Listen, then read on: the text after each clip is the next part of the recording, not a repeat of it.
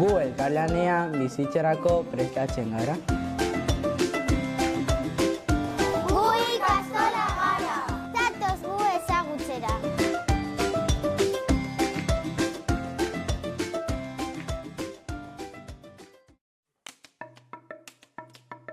Astero Nafarroan gertatutakoaren berri jakin nahi baduzu politika, ekonomia, gizartea, kultura eta kirola aintzat hartuta Nafarroako eragile eta instituzioen eskutik elkarrizketak, albisteak, erreportaiak eta analisia eskainiko dizkizuegu. Ez etzazue galdu Gaztelu plaza ostiralero, 10:00 11 telebistan.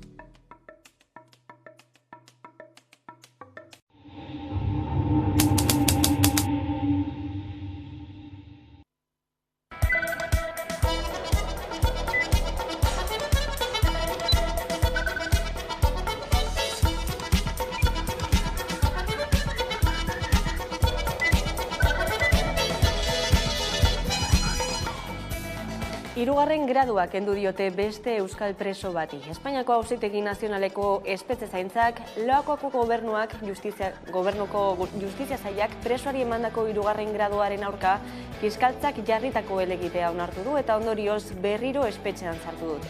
Azken aldian, hirugarren graduen kontrako helegite ugari izan dira Auzitegi Nazional Espainolean, fiskaltzak sistematikoki errekurritzen baititu.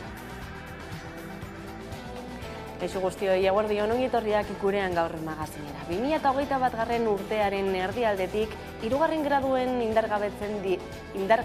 gradua indargabetzen dietelako espetxera itzuli behar duen 9. presoa da Asier Rodríguez Santurtziarra. Sarek deituta manifestazioa egingo dute ostiral honetan Santurtzin, arratsaldeko 7:00 espetxeratzea salatzeko. Otzamai gabe bat, baino latzago, ta urteak egun baino gehiago, 574 ohe huts, samina zabaltzan.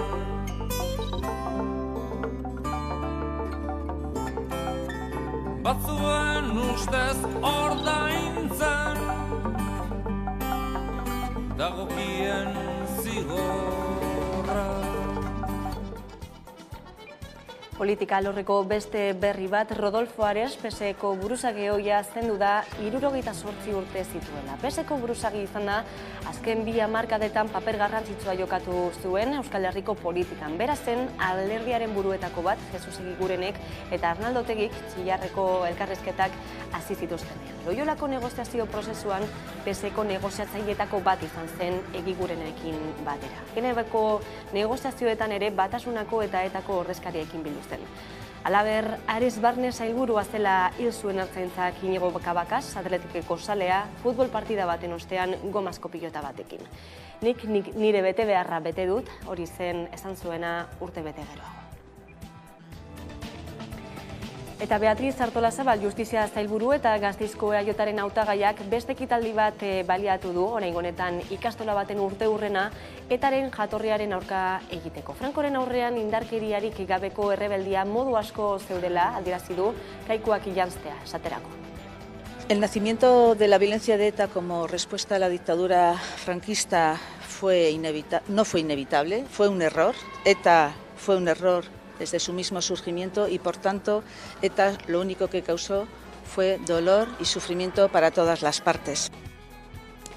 Basoka luzea ekarri duten adierazpenak izan dira, atzo Artolazabal justizia zailburuak esandakoak, askoren iritziz frankismoaren zurik eta suposatu dutenak erabatean, eta hain zuzen ere frankismoaren, baina batez ere bigarren frankismoa deiturikoaren 60 eta 75 hamarkadarteko errepresioak hain zuzen Gasteizen izandako eragina aztertu du Javier Buzez historialariak. Bere tesia liburu batean argitaratu du orain. Bataiaren bestalboan bat egingo dugu berarekin, Javier, eguerdion.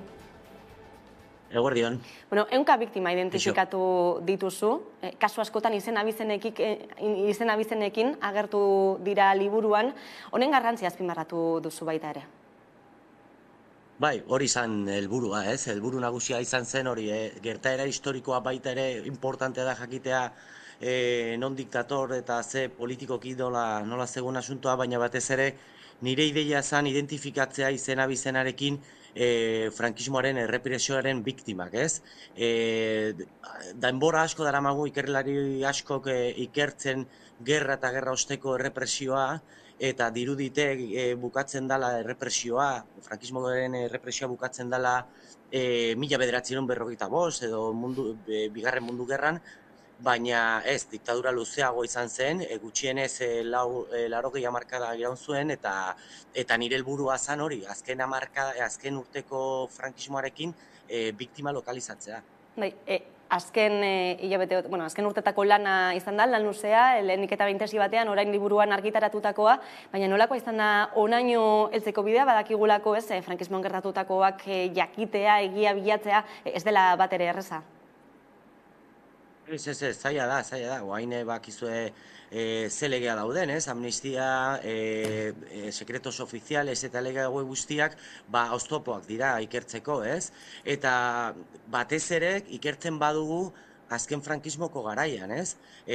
Hori, paradogikoa da, oain errezagoa da ikertzea gerra osteko errepresioa, azken urteko errepresioa baino, ez? Eta, hor politikaren erabakia da, zuk ikertzen baduzuetako violentzia, frankismoko garaian ere bai, ikertzen badezu, ate guztia daukazu irekita, baina ikertzen badezu frankismoaren errepresioa, bateak itxita daude oraindik, zoritxarrez.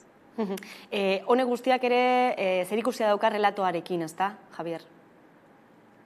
Bai, hor dago, azken finean hemen liburu honetan edo tesi honetan dagona da motibazioko violentziaren sustraia azken hamarkadakoak, Euskal Gatazkaren lotuta, eta behin eta berriron saiatzen dutena da, zentro memorialetik edo beste instituziotik da, Euskal Gatazka hori ukatzea, ez da existitu, hemen bakarrik egun da violentzia bat, eta etarena, eta hemen demostratzen da datuekin nondik datoz, nondik dator azken hamarkadako violentzia hori, azken hamarkadako Euskal Gatazkaren historiko horretan, violentzia hori guztiak, ez? Eta hemen daude datuak, eta nik uste demostratzeko edo errelato partzial hori edo interesatua desmontatzeko modu hoberena da, ikerketa on bat egiten, ez?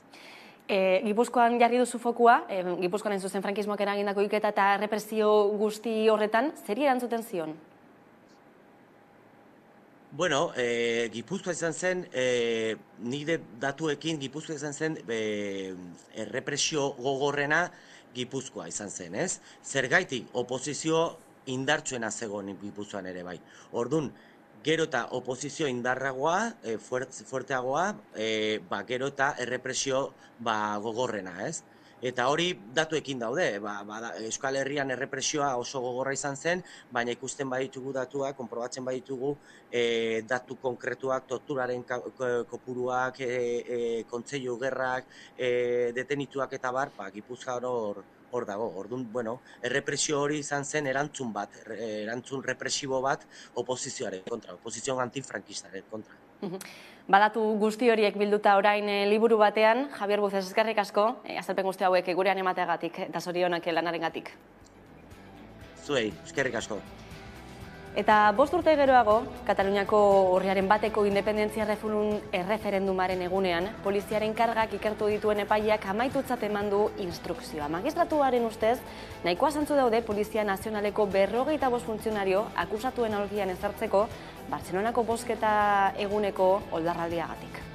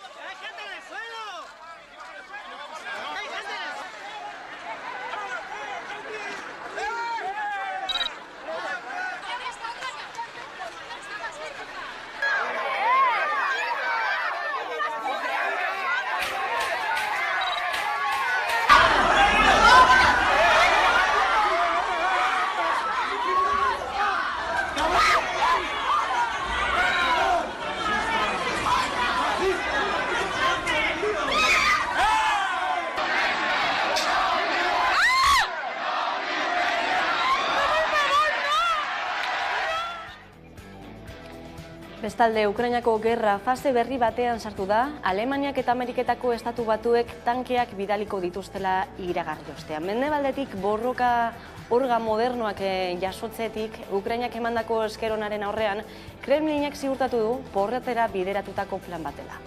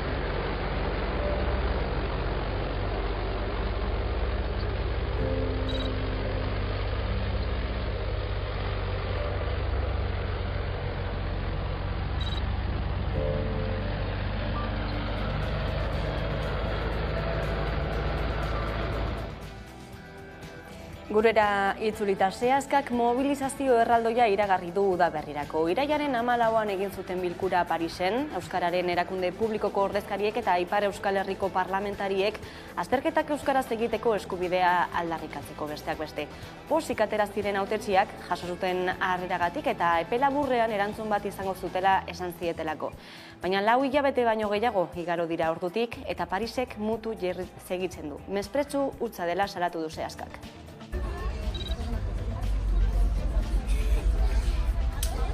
Desobedientziabidetik segituko dugu, ez dugu amor emanen alde hortaik, baina aurten ere beste urratz bat nahi dugu, izan da mobilizazio erraldoi bat, antolatuko duguna udaberri untan, erakusteko ez gira gu bakarrik, ez bakarrik ikasleak, erakasleak, burasoak, baina bai herria osoa hor dela horrelako aldarkapen sustengatzeko.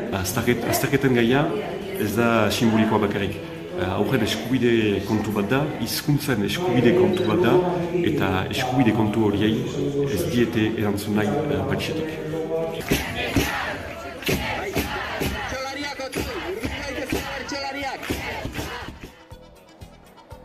Eta ekonomia gaiei helduta, gaur hasiko da Gipuzkoako metalgintzako hitzarmenaren negoziazioa. Negoziazio mahai ofizialaren lehenengo bilera izango dute arratsaldean, Adegik eta ELAK, LABek, Komisiones Obrerasek eta UGTek. Sindikatu bakoitzak plataforma bat eratu du eta batzarrera euren eskaerak eramango dituzte. KPIa bermatzea ezinbestekotzat jotzen dute sindikatu guztiek. Gipuzkoako metalgintzako lan hitzarmenaren negoziazioa hastear dago. Negoziazio maila eratu dute dagoeneko eta lehenengo bilera urtarrilaren 26an izango dute Adegi patronalak eta ELA, LAB, Komisiones Obreras eta UGT sindikatuek.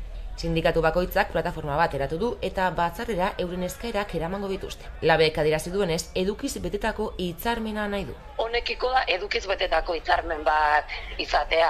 Ez akordio bat, garen garaian zerbait bermau eta aurrea egiteko ez iruditzen zaigu badala, Gipuzkoako metalgintzako hitzarmena astindu bat emateko. KPIa bermatzea ezinbestekotzat jotzen dute sindikatu guztiek eta krisia gaindituta gainera enpresa askotan irabaziak 7 aldiz gehiago handitu direla langileen soldatak baino ohartarazi du Komisiones Obrerasek. Gaur egun ja enpresek onurak atera dituztela, enpresa askotan 7 aldiz gehiago akumulatu dira onurak, benefizioak langileen soldatak baino.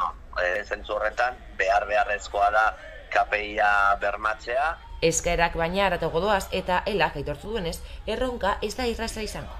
Orduan, ikuste dugu erronka ez dela erraza izango. Negoziatzeko prest daudela ohartarazi dute sindikatuek eta beste lurraldetan ez bezala, Komisiones Obrerasek espero du patronalak negoziazioa ez blokeatzea. La agilitatean oinarritutako negoziazio bat izatea, zentzunetan patronala maila ez blokeatzea. Momentuz ez dago batasun sindikalik, hala ere ELAK ez du baztertzen. Baturak indartuko gaitula iritzita, saiakeran betitea hor ikusikoa.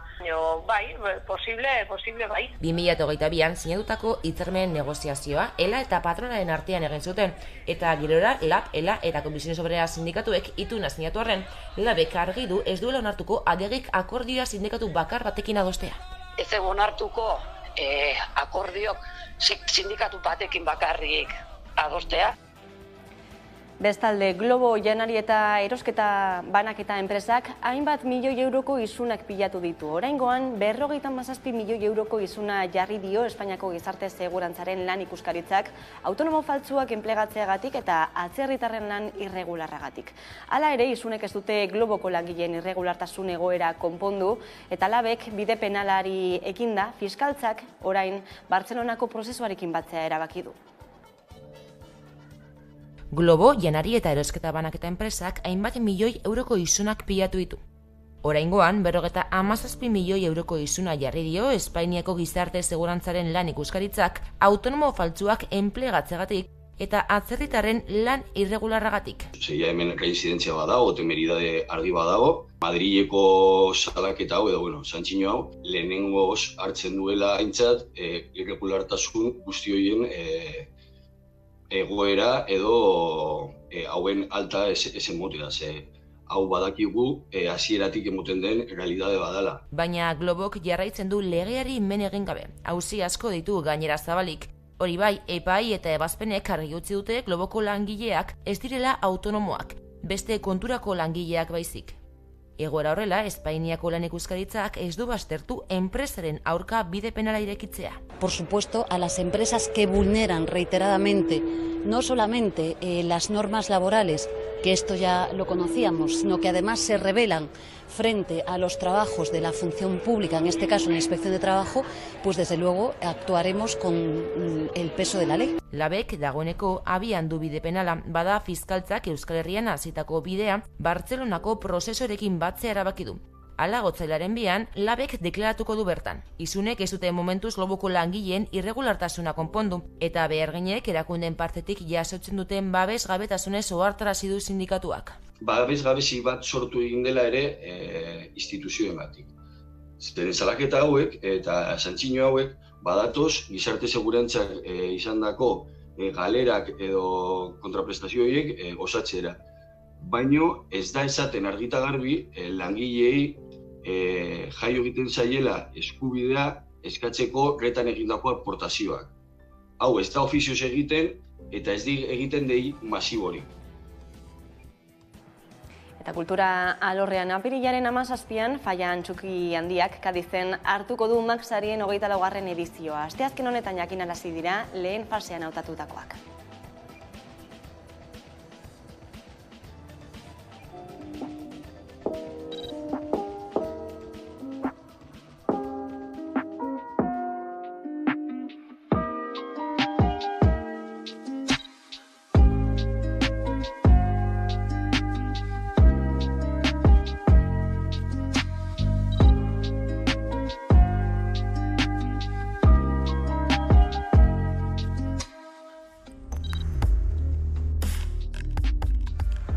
quiere salvarse, huye de mi lado. ¿Consentís en renunciar a la corona, sí o no? ¡Infierno por esta traición! ¡Un espejo! Entre las numerosas pacientes que traté durante aquellos años, Rosa Teresa será seguramente la más interesante. Dicen que los músicos son ciervos heridos. Rosa Teresa es un nombre mortaja. Yo le voy a llamar Piedra. Ay, tarara loca, muévela. Patuak elkartu gintuen. Igogailu batean. Haupa. Gaixo. Zer pixutan azatz? Laura genera. Nire bai. Nik emango diot. Barkatu, Ateak iste. Eta antzerkitik pantailetara egingo dugu salto, Gaizka Izagirre Gaztezuloko zuzendariak ekarriko dizkigulako 2023ko film eta telesairik interesgarrienak. Gaizka, eguerdion? Kaixo, eguerdion. Bueno, telesailetatik hasita. The Last of Us, gutako azkena. Zombi telesail bat da, baina ez zoiko formatuan, ezta? Zango genuke. Bai, Bai, egia da, bueno, promozio eta kanpaina aldetik segurazki leku guztietan ikusi dezuela, HBO-k estrenatu duelako urte hasieran. Aitortu behar dizuet, berez, bueno, pixkat mesfidatik negoela estrenaldi honekin, ze traba guztiak zeuzkan, porrota izateko, zergatik, bueno, zuk ondo esan dezu moduan, bueno, zombien telesail bat da, baina bideojoko batetik zuzenan edaten duena, hau da, berez, existitzen zen bideojoko baten egokitzapena da. Horrek suposatzen du, atzean dauden zaletu guztiek, nolabait, beste ikusentzunezko askorekin gertatzen moduan, zaleak dira oso sutsuak onerako eta txarrerako. Orduan, era horretako zaletuak nolabait gilotinarekin, edo pixkat oso kritiko sartzen dira horrelako proposamenetan, ez? Hori alde batetik, bestetik, oso saga ezaguna da, oso arrakastatxua. Eta hirugarrena, berez, jatorriz oso zinematografikoa zen jada bideojoko hau. Orduan, traba guzti horiek gainditu eta hala ere, niri bikaina iruditu zait, orain momentu honetan 2 atal soilik eman dituztenik, bueno, gehiago ikusteko aukera izan dut, eta esaten dizuet ziurrenik 2023ko telesail, bueno, zerrendetan egongo dela, eta, bueno, zombiak aipatu dituzu, desberdintasun nagusiena da, bueno, kasu honetan telesail formatua dela, noski, baina kasu honetan zombi edo infektatu edo nadalakoiek ontxo batetik sortzen direla, hau da, telesaila 1978an hasten da, bueno, zientzilari batzuek eta epidemia edo pandemia bat iragartzen duten unean, nahiko ezaguna egitzaizkigu gorazaltzen diren hainbat gauz, eta diote, ontxo batek nolabait gizakiaren garuna xurgatu eta zombi moduko batzuan bilakatzen dituztela. Telesaila 2003 salto egiten du, pandemiak eztanda egiten duen unean, eta 2023an da, une honetan girotzen den unea. Telesaila oso ondo egina dago, bereziki gomendatzen diet, noski, genero horren fanak direnentzat, baina bestetik ez da beharrezkoa bideojokoa ezagutzea edo bideojoko horretara jokatu izana, guztiz independientea da formatua eta oso ondo funtzionatzen du, eta iruditzen zait, bere denbora hartzen duela pertsonaiak aurkezteko eta erakusteko, eta ea nola amaitzen den, oraindik ez dut osorik ikusi eta falta dira tal batzuk, baina oso biribila iruditzen nahi zait momentuz The Last of Us telesail hau. Hori alde batetik, beste telesail bat ere Happy Valley, thriller poliziar bat, 3. denboraldia estrenatu berri dena, eta arrakasta handia izaten ari dena gainera, ez da, zergaitik? Bai, bueno, alde batetik, berezeki gustatzen zaizkit, Ingalaterriketik estrenatzen diren telesailak, eta are gehiago thriller poliziakoak. Zergatik, bueno, Britainiarrek badute abilezia berezi bat, telesail motzak sortzeko, erritmo bizikoak, frenetikoak, eta normalen ez dute gehiegi luzatzen telesailaren gidoi hori, ez? Baina kasu honetan Happy Valley, 3. denboraldia estrenatu da, azteko oso interesgarria, telesail hau estrenatu zen, esango nuke orain dela 7-8 urte, lehenengo denboraldia izan zen, eta emakume protagonista indartsu eta oso interesgarri bat sortu zuten, Sarah Lancashire aktore protagonista dela. Lehen denboraldi hartan kontatzen zen, bueno, ustez oso lasaiaren herriska batean ordena ezarri behar duen polizia bat da protagonista, Sarah Lancashire, Catherine Catwood, umea hil zaio eta, bueno, bai, hor utziko, ez dit spoileretan sartuko, baina baiketa bat tarteko, hortik aurrera, apur bat, Cohen anaien kutsuak zipriztinduta, bueno, erritmo bizia, gidoi aldetik biraketa ugari, eta oso telesail ikusterraza da, eta segituan harrapatzen duena. Eta orain estrenatu denez, 3. denboraldia, bueno, aproposa irudituz eta hau ekartzea. Bai, kontuz spoilerrekin, bestela azerretuko dira ikusentzuleak. Jende asko azerretzen da, bai. Bai, filmei buruz, The Menu, menua pelikula, ez da? Menu bat tartean, janaria tartean duen pelikula, zer gertatzen da pelikula honetan? Bai, bueno, bereziki gustatzen zaizkit ikusentzunezkoak, ikusentzunezkoetan janaria ikustea, sukaldaritza ikustea eta jendea jaten ikustea, bereziki gustatzen zait, plazerra sentitzen dut. Egia esan, nik uste modan daudela, era honetako ikusentzunezkoak, baina kasu honetan osagarriak nahiko desberdinak dira. Bueno, azteko aktoreak, Ralph Fiennes, Anya Taylor-Joy, azken hau ezaguna egin zen The Queen's Gambit telesailari esker. Eta kontatzen duena da, pelikula honek kontatzen duena da, Disney ikusgai daukazuena, munduko jatetxerik, bueno, ezagunena baino, ospe handia duen jatetxea, jatetxera doazen pertsonaia batzuk kokatzen dira tramaren erdigunean. Jatetxe hori dago uarte batean eta oso jatetxe esklusibo da. Bataz beste uste eta aipatzen dela, $2,000 inguru pertsonako balio duena. Telesaila azten da, bueno, pertsonaia horiek nola doi joazten area, diruduna dira, nahiko, bueno, privilegiatuak, klase sozial oso altukoak, eta tartean ateako duten menu hori, nolabait, beraien artean estanda batera egingo dute.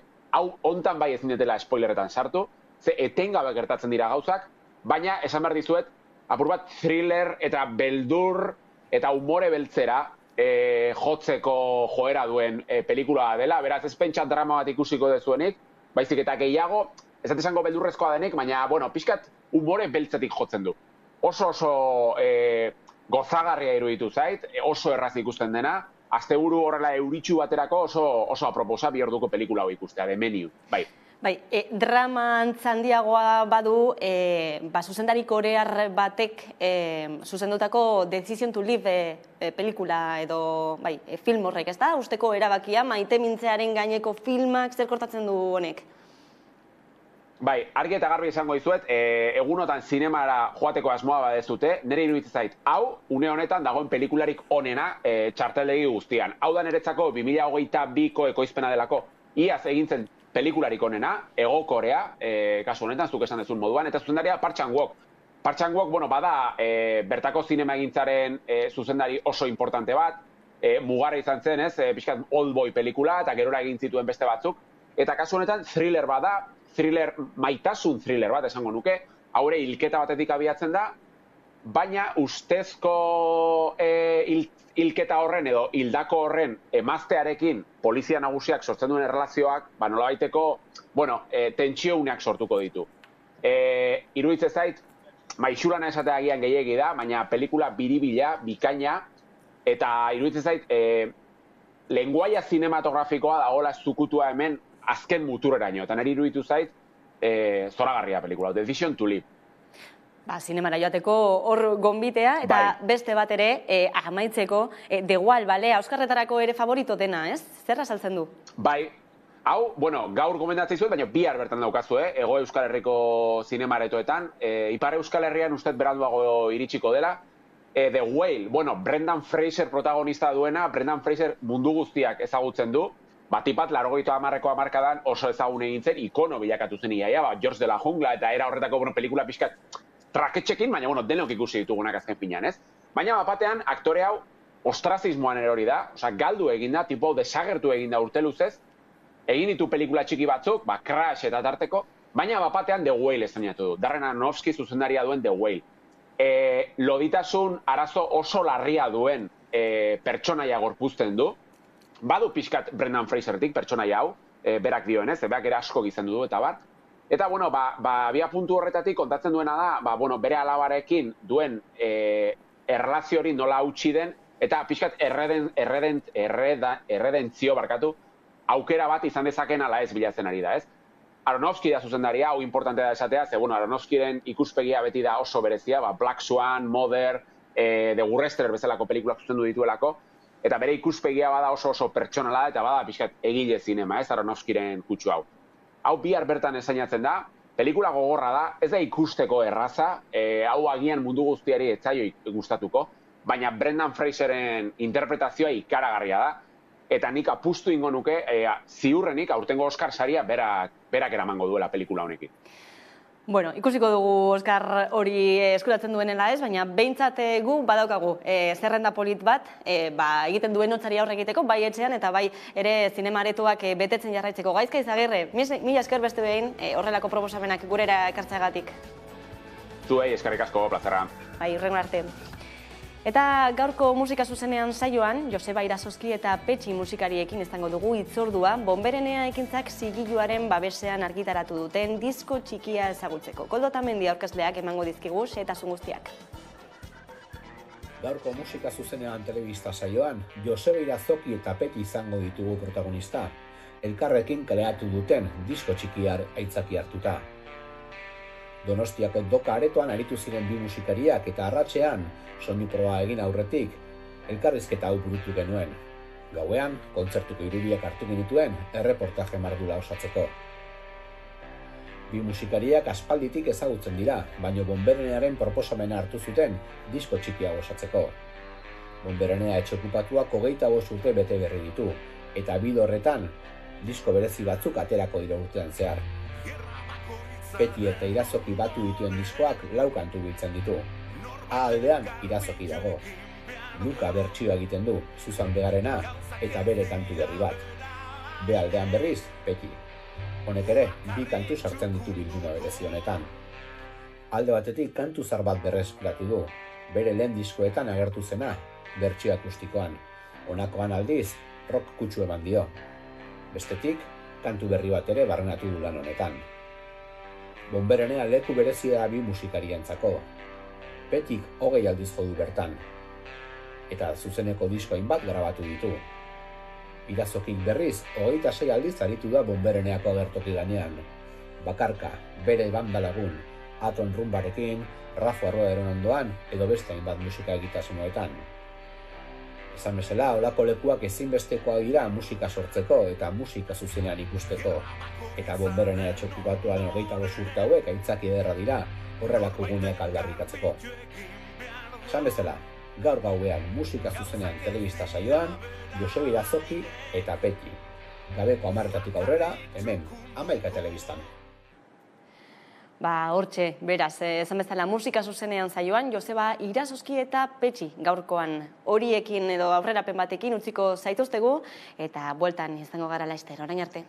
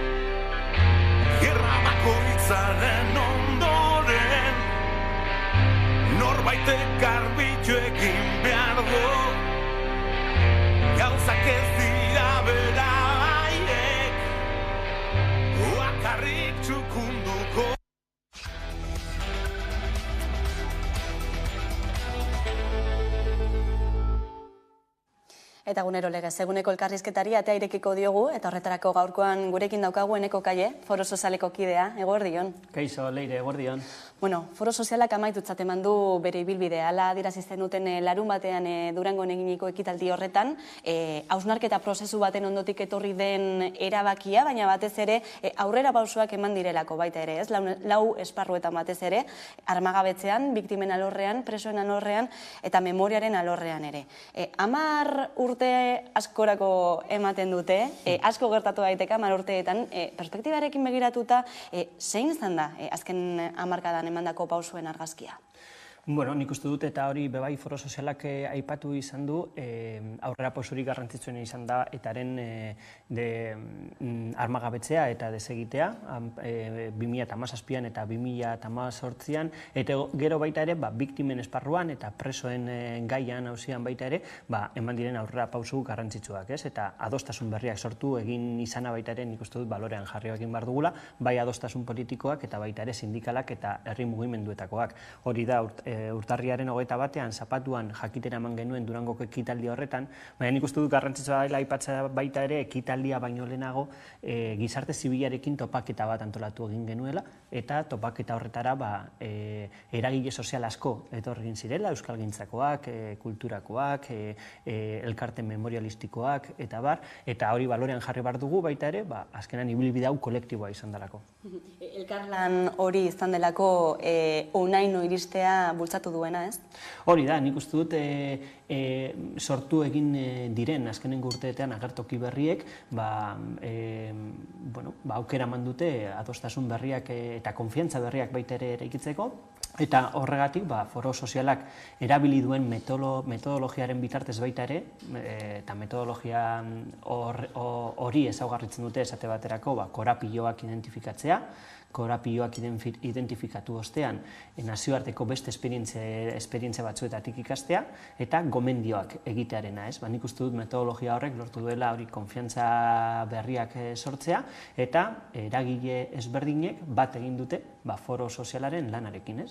17 entitatek osatu dute foro sozial iraunkorra sortu zenetik, eta gaur arte, beste norbanako pertsona asko baita ere, baina gero hori foro sozialaren komunitatea oso anitza eta handia izan da, eta bai, ibilbidea kolektiboa izan da. Nolako izan da ibilbide edo prozesu hori? Gogorra izan da? Gogorra izan da, nik uste du momentu askotan gogorra izan dela, gogoratu behar dugu lehenengo urteetan, blokeo anitzeko egoera batean geundela, Madrilgo gobernuak politika eta neurri oztopatzaileak bazituen, orduan horrek ez zuen bat ere errazten, eta gero azkenengo urteetan, eta foro sozialak zilegitasuna irabazten joan dan bitartean baita ere, presioak asko modu askotakoak izan dira, jarraipenak, entzuteak, bileren eta akta batzuen filtrazioak, eta bar, ez? Orduan ez da lana izan, eta gero batez ere, etortzen ginen baita ere, krispazio handiko urte batzuetatik, eta konfiantzena aipatzen dudanean horrezagatik da baita ere, ez? Konfiantzak berrera ikitzea ez delako lan erraza, elkarrizketa asko, baita ere lasaitasunez hartutako prozesu bat izan da, eta kontuz, josteko prozesua baita ere. Biktimen alorrean esaterako diozue, biktima guztiek egia, justizia eta reparazioa izateko eskubidaren inguruko adostasuna zehazten ari dela, dagoeneko. Bai, kontuan izan behar dugu, foro soziala 2013an egon zen lehenengo foro soziala eta sozialetik sortutako 12 gomendioak betetzeko sortu gintzala. Eta aipatzen duguna balantzean eta hartu dugun erabaki horretan, 12 gomendio horietatik 11 beteta daude, edo betetzeko baldintzak sortuak dira, eta horietako bat da biktimena. Biktimen kasuan, balorean jarri nahi dugu, eta baita ere gainontzeko ardatzetan foro sozialak asmatu dituen baita ere tresnak eta metodologiak eta ekimenak, biktimen kasuan entzunaz bizikidetza eraiki, ekimena martxan jarri izan genuen, eta ekimen horretan 23 topaketa egin dira, biktima ezberdinen arteko elkarrizketa, empatia, entzutea, eta bar sustatzeko, 59 bat biktima parte hartu du izan dute ekimen horretan, eta bai, nik uste dut hori betetzeko bidean dagoela, eta gero baita ere egia da estatuko biktimek sufritzen duten diskriminazioa oraindik gainditzeko bidea geratzen dela, gu badakigu eta azkenengo egunetan, albistea jakin zenetik hainbat mezu jaso izan ditugu, eta badakigu gauzak egiteko oraindik pendiente daudela, baina etapa berri batean gaudela bebai uste dugu, eta etapa berri horrek tresna berriak behar dituela, Aipatu dituzu, ezta, ustekabean topo elkarrizketa prozesu horiek, dinamika horiek, biktima desberdinen artekoak, aurrera eraman dituzuenak, mugarri bat izan dira horiek? Bai, nik uste dut, ezberdinen arteko elkarrizketak modu sosegatu batean entzuteko, aukera gutxi izan ditugula herrialde honetan, Orduan nik uste dut mugarri garrantzitsua izan direla, era bat. Eta ekimen horiek lagundu dute baita ere, bizikidetza demokratiko bat eraikitzen. Hainbat topaketa antolatu izan dira, biktimen topaketetaz gain, ustekabean topo topaketak, eta hor baita ere foro sozialak martxan jarri zuen sufrimenduaren kartografia integrala, gero 2021 batean martxan jarri genuen baita ere prozesu bat bizikidetza demokratikoa eraikitzeko konpromiso sozialarena, eta prozesu horretan hainbat gizarte eragile parte hartu zuten, mahai inguru publikoak egin izan ditugu, eta baita ere azpimarragarria da ikusi ez diren gauza asko gertatu izan direla baita ere bidean, sukalde lan asko egon dela, bai? Harreman berriak sortzen, harremanak sortutako harreman horiek zaintzen, eta adostasun horiek zaintzen, eta bar. Eta zentzu horretan, balorean jarri baita ere, azkenengo 2 urteetan, bai Euskal Autonomia Erkidegoan eta baita ere Nafarroan martxan jarritako 2 prozesu diskreto, pribatuak izan direnak, baina baita hori ideologia ezberdinetako eta bizipen ezberdinetako pertsonak parte hartu izan dute prozesu horietan, Baina eta berriro errepikatu duzuen izan da, memoria inklusibo hori sortzearen behar hori, ez? Eta horretarako esaterako adibide bat izan dira dinamika hauek dena den, prozesu gogorrak izan dira biktimentzako beraientzako, ez? Gatazkaren ondorioak lehen pertsonan bizi izan dutenentzako, zenolako irakaspenak edo mezuak bidali dituzte zure ustez gizartera? Jo, nik uste dut, mezurik garrantzitsuena izan dela, gure artean hitz egin ahal baldin badugu, segatik politikarien artean, ezin da.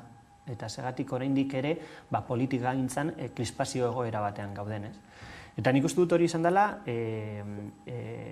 irakaspen garrantzitsuena. Gero, bestetik, tresnak behar direla baita ere, eta neurriak behar direla, publikoak, gure erakunde publikoetakoak, biktima askoren mina sendatzeko. Eta nik uste dut hori kontuan izan behar dugula. Horrezegatik da horren garrantzitsua egia, baina baita ere erreparazioa ez. Eta sanazioan nik uste dut hor bide luzea daukagula oraindik egiteko, ez?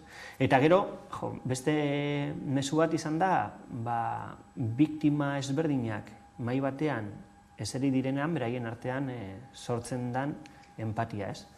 Sufrimenduetan jende asko elkar topatu egingo dau. Eta nik uste dut hori balorean jarri dugula baita ere ekimen hauekin, eta eskerrak eman biktima guztiei ekimen hauetan parte hartzagatik, eta gurekin bat egiteagatik baita ere.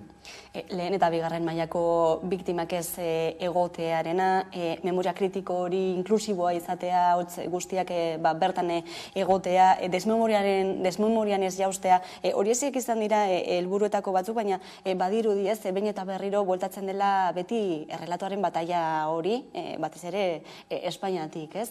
Sentsazio hori izan duzue? Bai, eta momentu askotan gertatu izan da, ez? Horrezagatik baita ere, nik uste dut Durangon aipatu izan genuela, ez? Aurrera pausu bi eta bat atzera, ibi garera momentu oro, ez? Ardatz batean aurrera pausuak ematen zirenean, beste batzuetan atzera egiten genuen, hori, krispazio egoera horretara bueltatzen zirelako hainbat. Orduan, egia da, memoria inklusioa izan behar dela, foro sozialak abenduaren 17an 10 gomendio aurkeztu zituen Donostian, Miramar jauregian memoria inklusibo hori eraikitzeko asmoarekin, eta nik uste dut adostasun batzuk badaudela. Hau da, errelato bakarraren ideia agortuta dagoela, errelatoak eta kontakizunak inklusiboak izan behar direla, errelato eta kontakizun guztiak kontatu beharra eta entzun beharra dagoela, eta kontakizun eta errelata horiek baita ere iraganaren autokritika edo begirada kritiko bat izan behar dutela. Orduan, nik uste dut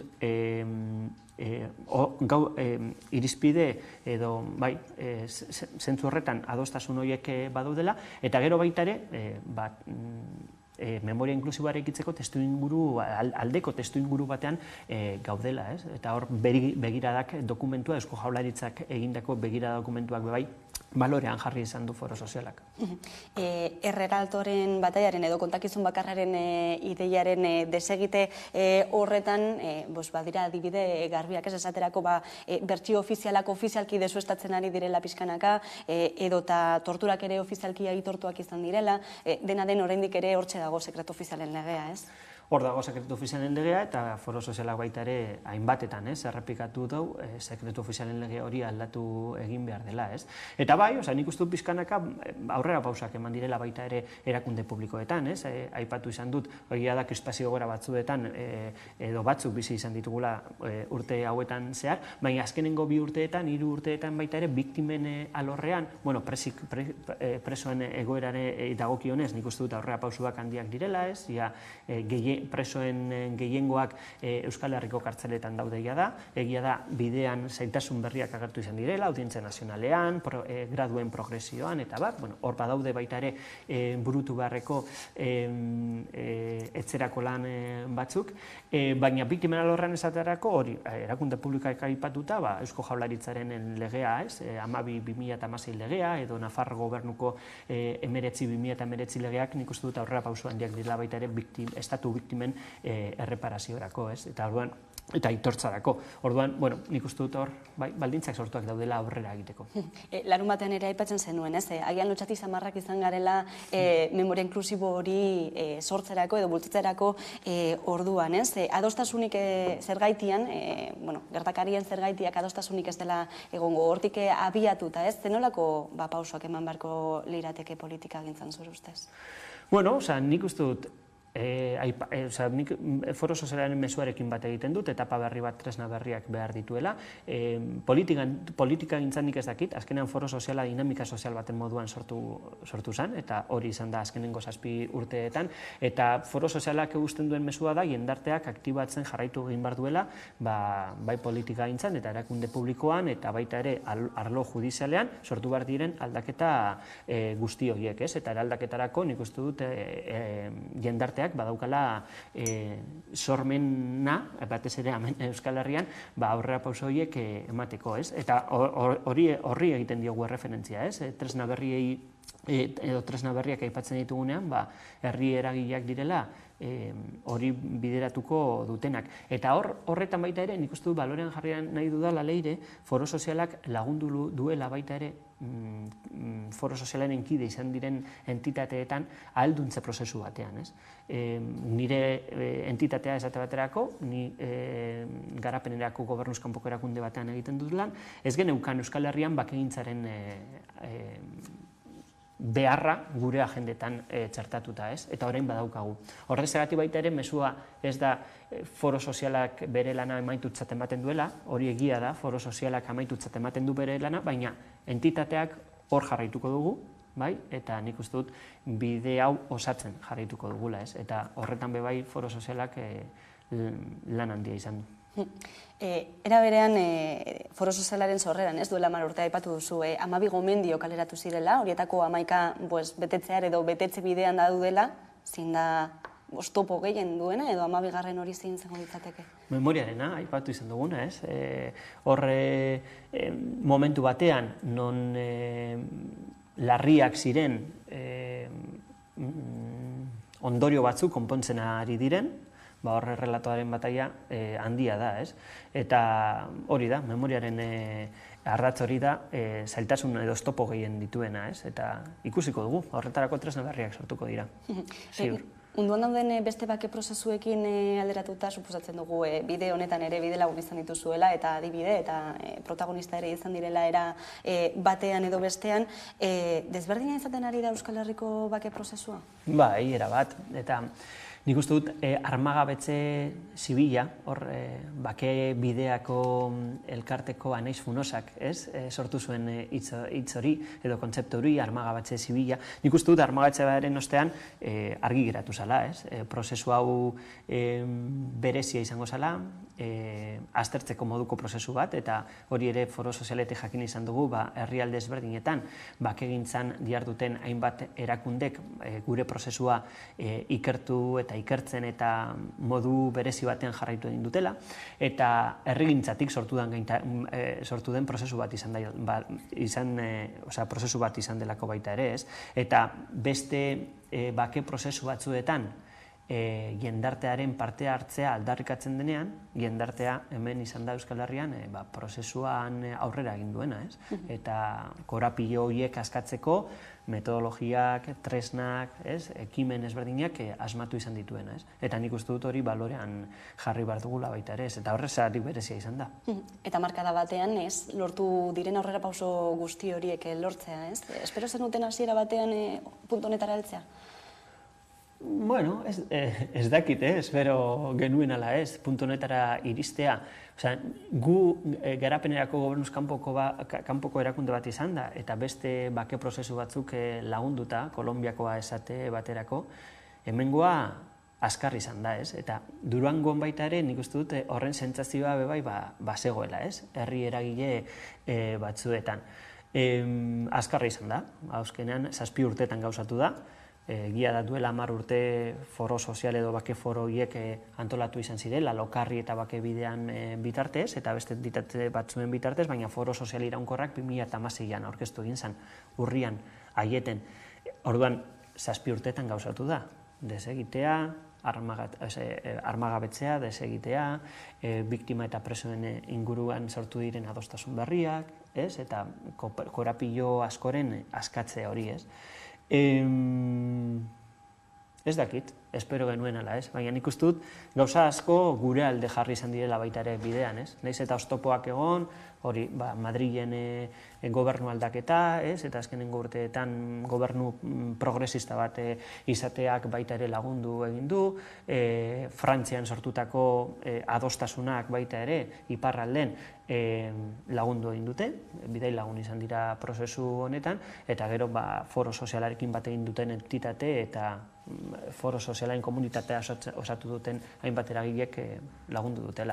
Eta nik uste dut horren emaitza izan dela, baita ere, eta aipatu beharrekoa da, iraian Katalunian foro sozialak eta jendarteko beste eragile askok sari bat, aitortza bat, jaso izana IZIP bakearen saria Euskal Herrian bakegintzan eta bizikidetzaren alde egindako lanagatik. Eta hamarkadaren ostean, esan duzu ez, foro sozialaren bidea amaitutzat emango duzuela, lekuko aldaketa edo nahi duzuen bezala, baina zen nolako pausak emango dituzue ziklo honi amaiera emateko? Zein izango da hurrengo pausua? Bueno, oraindik ekimen batzuk edo prozesu batzuk itzi behar ditugu, martxan jarritako prozesu batzuk itziko ditugu, besteak beste behatokia izan da, presoen auziaz hitz egiteko eta arazoetaz eta beharren inguruan hitz egiteko eta oztopoak baita ere ikusarazteko sortutako tresna bat, txosten bat, orduan azkenengo behatokio bat argitaratu egingo dugu.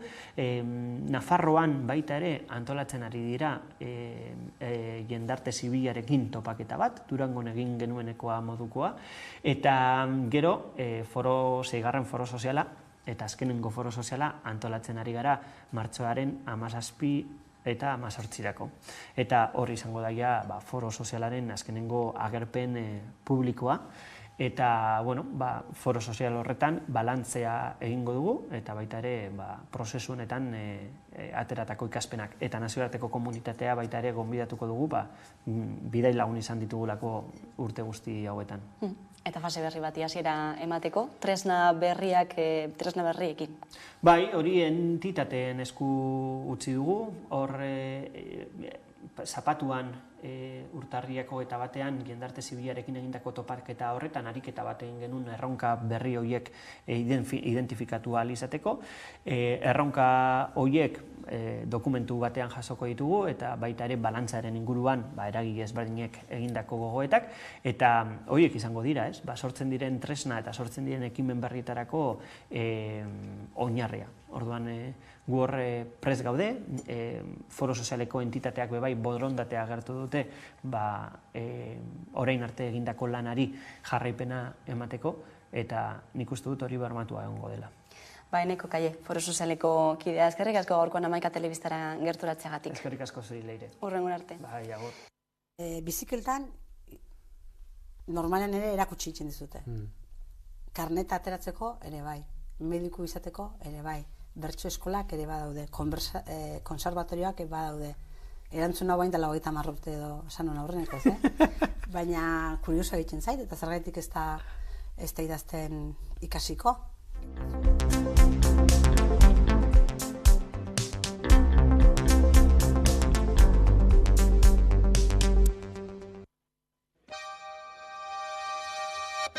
Gabonen ostean eta urtarrilaren 2. astetik aurrera zabalik dago Arabako sagardotegien denboraldia.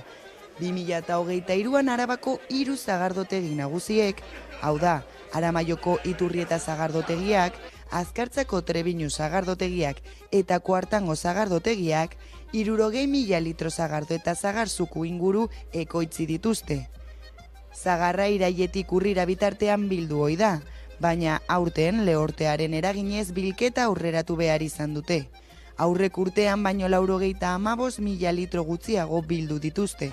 Hala ere, zagardogile arabarrek nabarmendu dute aurtengo zagarren kalitatea. Aurten beroaldia dela eta lehortea dela eta egon dira agian zagar gutxiago eta agian tamainoa ere murritzagoa izan da. baina kalitate aldetik gorputza handiko sagardoa irten da, eta tanino gehiagokin, da bai, eta oso gozoa. Graduazioa ere apurtxo bat altuagoa da, eta bai, baina dateko erreza da, gozoa dagoelako, eta nire aita hasi zen sagarrondoak landatzen duela ja igual 30 urte edo, eta pizkanaka, gero eta gehiago landatzen joan zen, eta sagar gehiago biltzen joan gara, eta orduan iritsi zen momentu bat, duela 15 urte, erabaki zutela sagardotegia aurrera eramatea eta egitea. Hasieran bakarrik zen zati txiki bat, sagardotegi txikiago bat, kupelak zeuden orain sukaldea dagoen lekun, eta pizkate beste modu batera, eta orain ja onditugu duela 4-5 urte, onditugu genuen pizka sagardotegia, eta produkzioa ere onditu genuen. Eta orain nik eramaten dut ere, laguntzarekin, familiako laguntzarekin, eta bai, horrela da. Hemen ditugu sagarrondoak, ditugu 3000 sagarrondo inguru, finka ezberdinetan, eta horrekin egiten dugu sagardo guztia. Azkenean gu sagardotegi txiki bat gara, eta ez dugu ere litro gehiegi egin behar. Azkenean pizkanaka goaz handitzen, eta guk egiten dugu gure sagardoa. Eta daramagu urte desente, gure sagarrondoa bakarrik erabiltzen, eta horrek ere animatzen gaitu jarraitzera. Guretzat azkenean sagardotegi txiki bat gara eta horrela, eta txotxak ematen du aukera pizka bat ere zabaltzeko sagardotegiko mezua eta sagardotegiko kultura, eta hori guretzako oso garrantzitsua da ere bai, jendea gure etxera etortzea, disfrutatzera, jatordu gozo bat hartzera, eta nola ez, sagardoa probatzera. Izan dira urte nahiko zailak, pasan urtean ere txotxa egiteko garaian, hasieran zeuden ere delimitazioak, eta esen izan txot denbora di normal bat hasieratik, gero ja joan zen hobetzen egoera, eta gero eta hobeto, eta ja urten heldu gara momentu baten normaltasunera iritsi garela, eta hori asko eskertzen da, guretzako eta bai jendearentzako, hori harri dago. Egin behar izan genituen ez gauden ohitutako gauza batzuk ere, egoerak zailtasunak eduki ditu jendea elkartzeko orduan, eta pitxarrekin eta beste restrikzio batzukin aritu gara. Baina, azkenean moldatu gara, gero ere saiatu gara salmenta beste modu batetan ere egiten, etxe joaten, eta beste historia bat, baina, postasunez bukatu da, eta espero dugu berriz ez bueltatzea. Hasi ginen pizkat propaganda egiten sareetan eta horrela, sagardoari irteera emateko, eta jendeak oso ondo erantzun zuen. Adibidez, norbanakoek eskatzen zuten sagardo kutxak, eta guk furgonetekin eramaten genituen etxetara. Azken finean, normaltasunera heltzear geundenean, eta jendeak oso ondo erreakzionatu zuen. Agian ez zen izan normaltasun guztiarekin, baina jendea etorri da asko bazkaltzera, eta sagardoa daztatzera, eta egia esan posi gaude. Erreserbak jendea hasi da deitzen eta horrela, eta joan dira betetzen batez ere larun bat eguerdiak jende guztiak nahi du orduan bazkaldu, eta orain pizkanaka gauak ere hasi dira deitzen jendea, eta igandetarako ere bai, así que poliki badoa aurrera. Gogo askorekin lan egiteko, eta hori, sagardoa egin dugun lan guztia jendeari dastatzen ematera gogo askorekin, hori da. Eta hori ikusiko da, gero jendeak ea nola reakzionatzen duen, baina bai, ondo nik uste dut. Hemen batzutan gauza asko ikusten dira, eta gauza asko ez direnak gustokoak ere, jendea askotan desmadratzen da. Eta, hemendik ere egiten dute hori esatea hemendik, jendeak konportamendua hobetu behar duela askotan. Jende asko etortzen da, dastatzen du menua, oso ondo portatzen da, baina badaude batzuk, igual kuadrillak, eta desmadratzen direla gehiegi. Eta hori ere ez dela ona guretzat, eta ez da beraientzat, ez da inorentzat. Azkenean, sagardoa da produktu bat, zaindu behar dela, eta balore bat eman behar zaio. Gauzak horrela neurri murriztailerik gabeko lehenengo denboraldia izango da. 2020an martxoan gelditu zen pandemiagatik. 2021ean soilik eguerdian irekitzeko baimena zuten sagardotegiek eta hainbat neurri bete behar zituzten. Eta 2022an denboraldia erabat baldintzatuta zegoen.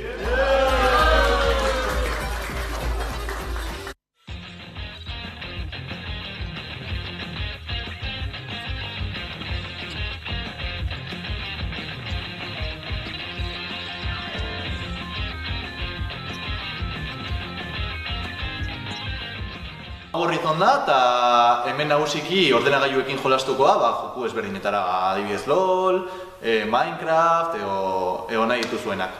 Bueno, hau kuadrilla zona da, eta hemen ikusten duzuenez 3 telebista dazkagu, eta 3 telebista horiekin PlayStationa jungo dira, eta hau nagusiki PlayStation 5 jolasteko gunea da.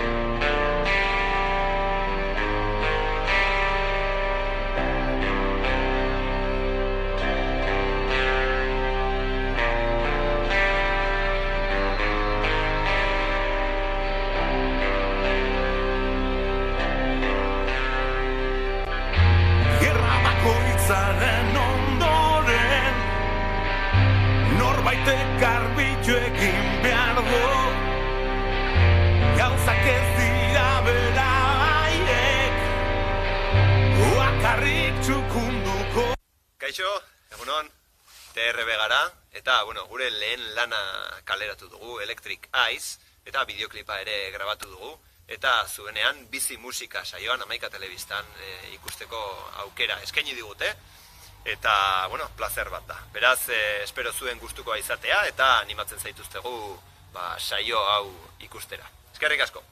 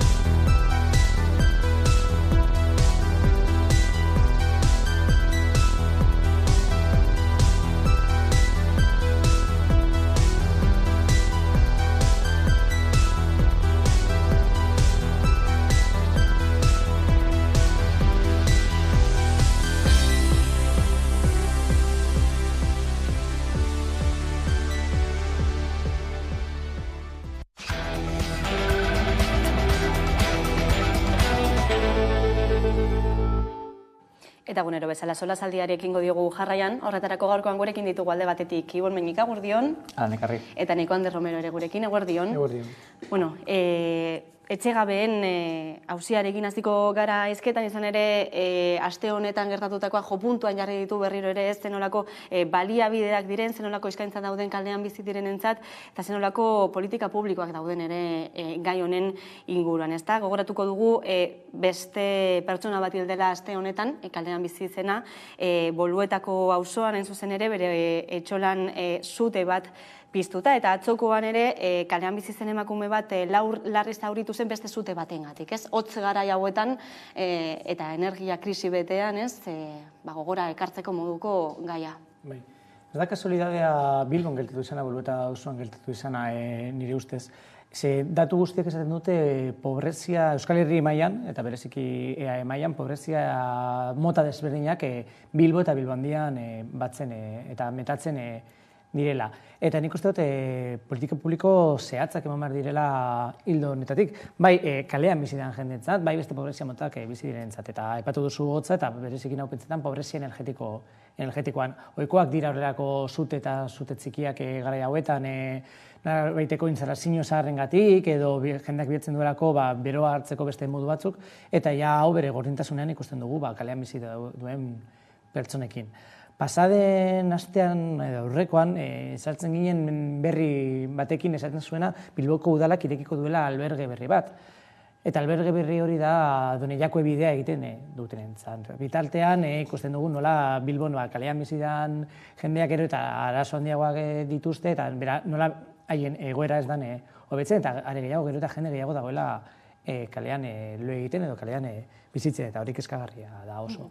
Bai, besteak beste, aterpetxe horiek, kalean bizi direnentzako aterpetxe horiek behin-behinekoak direlako, aldi baterako bakarrik ez horregatik askok eta askok ere esaten dute ez dutela bertaratu nahi. Bestela kalean duten toki hori galduko luketelako, ez? Beraz ere hori guztia hartu behar da kontuan, askotan esaten delako, ez? Bereiek ez dute nahi alberge batera joan, baina zergaitik ez dute nahi. Askotan alberge batera joatea prekarioagoa da kalean egotea baino, eta hori gure buruan izan aldala zorameneko gauza bat, holan da. Ikusi dugu nora azken hilabetetan Bartzelonan adibidez egin dituzten horrelako denboraldi laburrean egindako etxeak, kontainerekin egindako etxeak, kontainer industrialekin egindako etxeak, eta nola kalean dagoen jendearentzat bideratu diren, eta nola harrera oso ona izan duen, eta nola jende bati duintasun, duinezko leku bat ematen zaion bizitzeko. Taltean ikusten dugu Bilbon nola atzurin gertatu zena kantzen hitzikarekin, edo ikusten dugu oraindik polizia municipalan izan behin salatzen da jendeak kaletik botatzen duela eta esaten die joan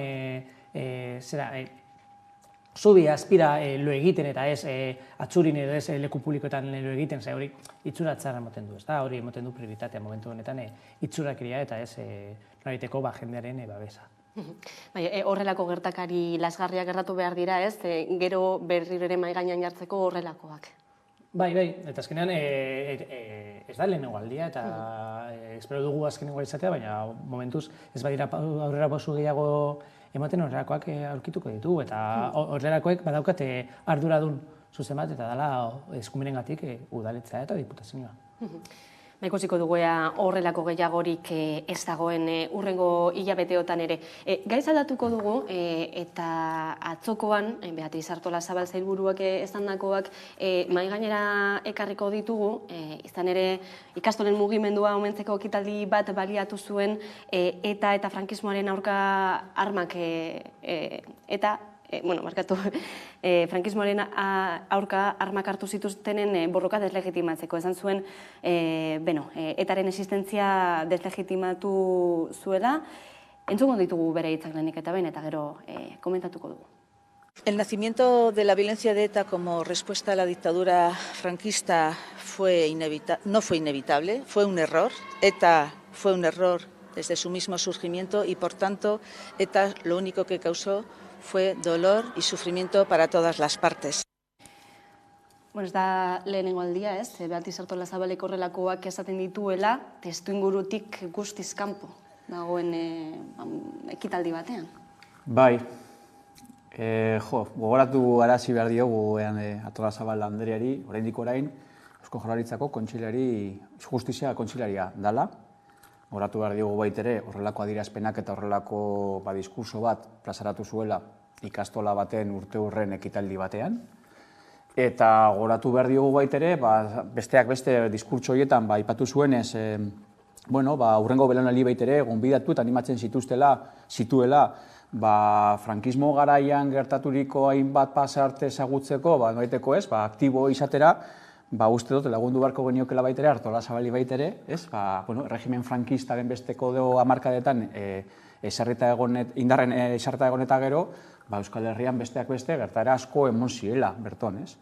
Eta, erantzuten zuena izan zen, gainera, kontraposizioan jartzen zuenez, violentzia armatu erabilitako noiteko burruka deslegitimatzeko bestelako bide batzuek baitere egiten zirela, eta frankismo garen egiten zirela, bat ez ere, euskal folklore, euskal kultura, euskal ikurrak eta zabalpenak egiten zirela. Gogoratu beharko diogu baitere, etaren sorreratik baitere, etako jende asko baitere, euskal folklorea, euskal kultura, dantzataldeak eta sustatu zituela. Besteak beste, inkluso batzuek, oraindik orain, bizirik dirauetenak, orduan sustatu eta sortu zutizten, pertsona horien ondorioz. Bigarren gogorapena inberko geniokena, da purtsu bet bere irakurketa baitere, orokortze edo integralagoa bihurtu aldera, esan beharko geniokena, frankismoaren aurka, burruka asko egon zirela, eta ez bakarreketakoa. Euskal Herrian ere bai, egon zirela komunistak, egon zirela anarkistak, egon zirela autonomoak, eta, por cierto, zenbaitzuek, haien ondorengo noiteko ideologiko eta politiko asko, batzuekin baitere gobernatzen dagoela. Beraz, galdetu beharko nioke gure hori baitere, zer dan ezagutu beharko genuekena frankismoaren gaien inguruan, eta burruka ezberdin horiek deslegitimatzeko batzuek, eta intentzionali guztiz egindako deslegitimazio horiek, ze noriteko amnesia sortarazi behar dugun batzuek deslegitimatzeko eta diskurso horiek dauzkaten ankerkeriak. Por cierto, baitere, gogoratu behar duguna da, frankismoen aurkako burrukan, Eusko Alderdi Jeltzaleko besteak beste gazteek baitere, burruka horretan baitere, partaide aktiboak izan zirela. Eta batzuek baitere inkluso bizitza galdu zutela. Eta galdu zutela bizitza adibidez, 79. urtean, Artajok eta Azurmendik, egi batasunakoak zirenekoak, Iruñe herrian lergailo batzuk prestatzen zirela. Orduen, frankismoaren inguruko noiteko irakurketa egin behar badugu, ikusi behar duguna da, herri honetan, frankismo erregimen aurkako postura ezberdinak egon izan zirela, eta jardun horretan baitere, violentzia erabiltzen zutuzten, hainbat sektore taldek egon zirela. Eta nahiko zabala izan zala garai horretan. Baina hortaz haratago nik uste dut hor badaudela fondoko bi hausnarketa plantatu berko nizkiena gure bururi eta batez ere horrelako ardura politikoa dituzten kidei edo arduradunei, ez? Batetik, Artolasola Anderea Gasteizko udaleko hautagaia da. Galdetu beharko geniokena gure bururi da, horrelako diskursoak eta horrelako jardunak zilegia dira, beharrezkoa dira, Gasteizko udaleko noiteko alkatetza eskuratzeko, hori da alkatetza eskuratzeko bidea. Horrelako estilo, diskurso eta jardunak garatuko ditu alkate posibilitatea daukanean, edo izango danean, edo izateko aukera dauko zanean. Eta gero bigarrena bera alderdiatik, claro, pertsona hau ez dago desligatuta alderdi baten posiziotik. Eta galdetu beharko nioke EAJ-ari, lerro ideologiko estrategiko honek nori egiten dion MSD, eta batez ere, horrelako jarduneak eta horrelako diskursoek, beren eraikuntzan, zemotako ekarpena kontribuzio egiten duten. Nondik gatozen ezagutzaren beharra daukagu, baina jakin beharko genuke baitere, nondik gatozen guztiok, eta herri honetan emon direzen noiteko gertaera ezberdinen ezagutza integrala, gaurko iraren inguruko interpretazio bat eta biharkoaren eraikuntza egiteko. Eta partzialtasuna, amnesia, eta deslegitimazio ankerrek ez dut inongo kontribuziorik egiten memoriaren eraikuntza integral batean. Eta, esatea ez, nola ulertu behar diren horrelako adierazpenak, kontestutikat, errelatoren bataia gainitzen ari garen honetan, hauteskundeak datoz ados, baina denak balio du, ez, galdera hori ere. Artolazabalekin, nik ez dut uste Artolazabalek historia ez dakinik.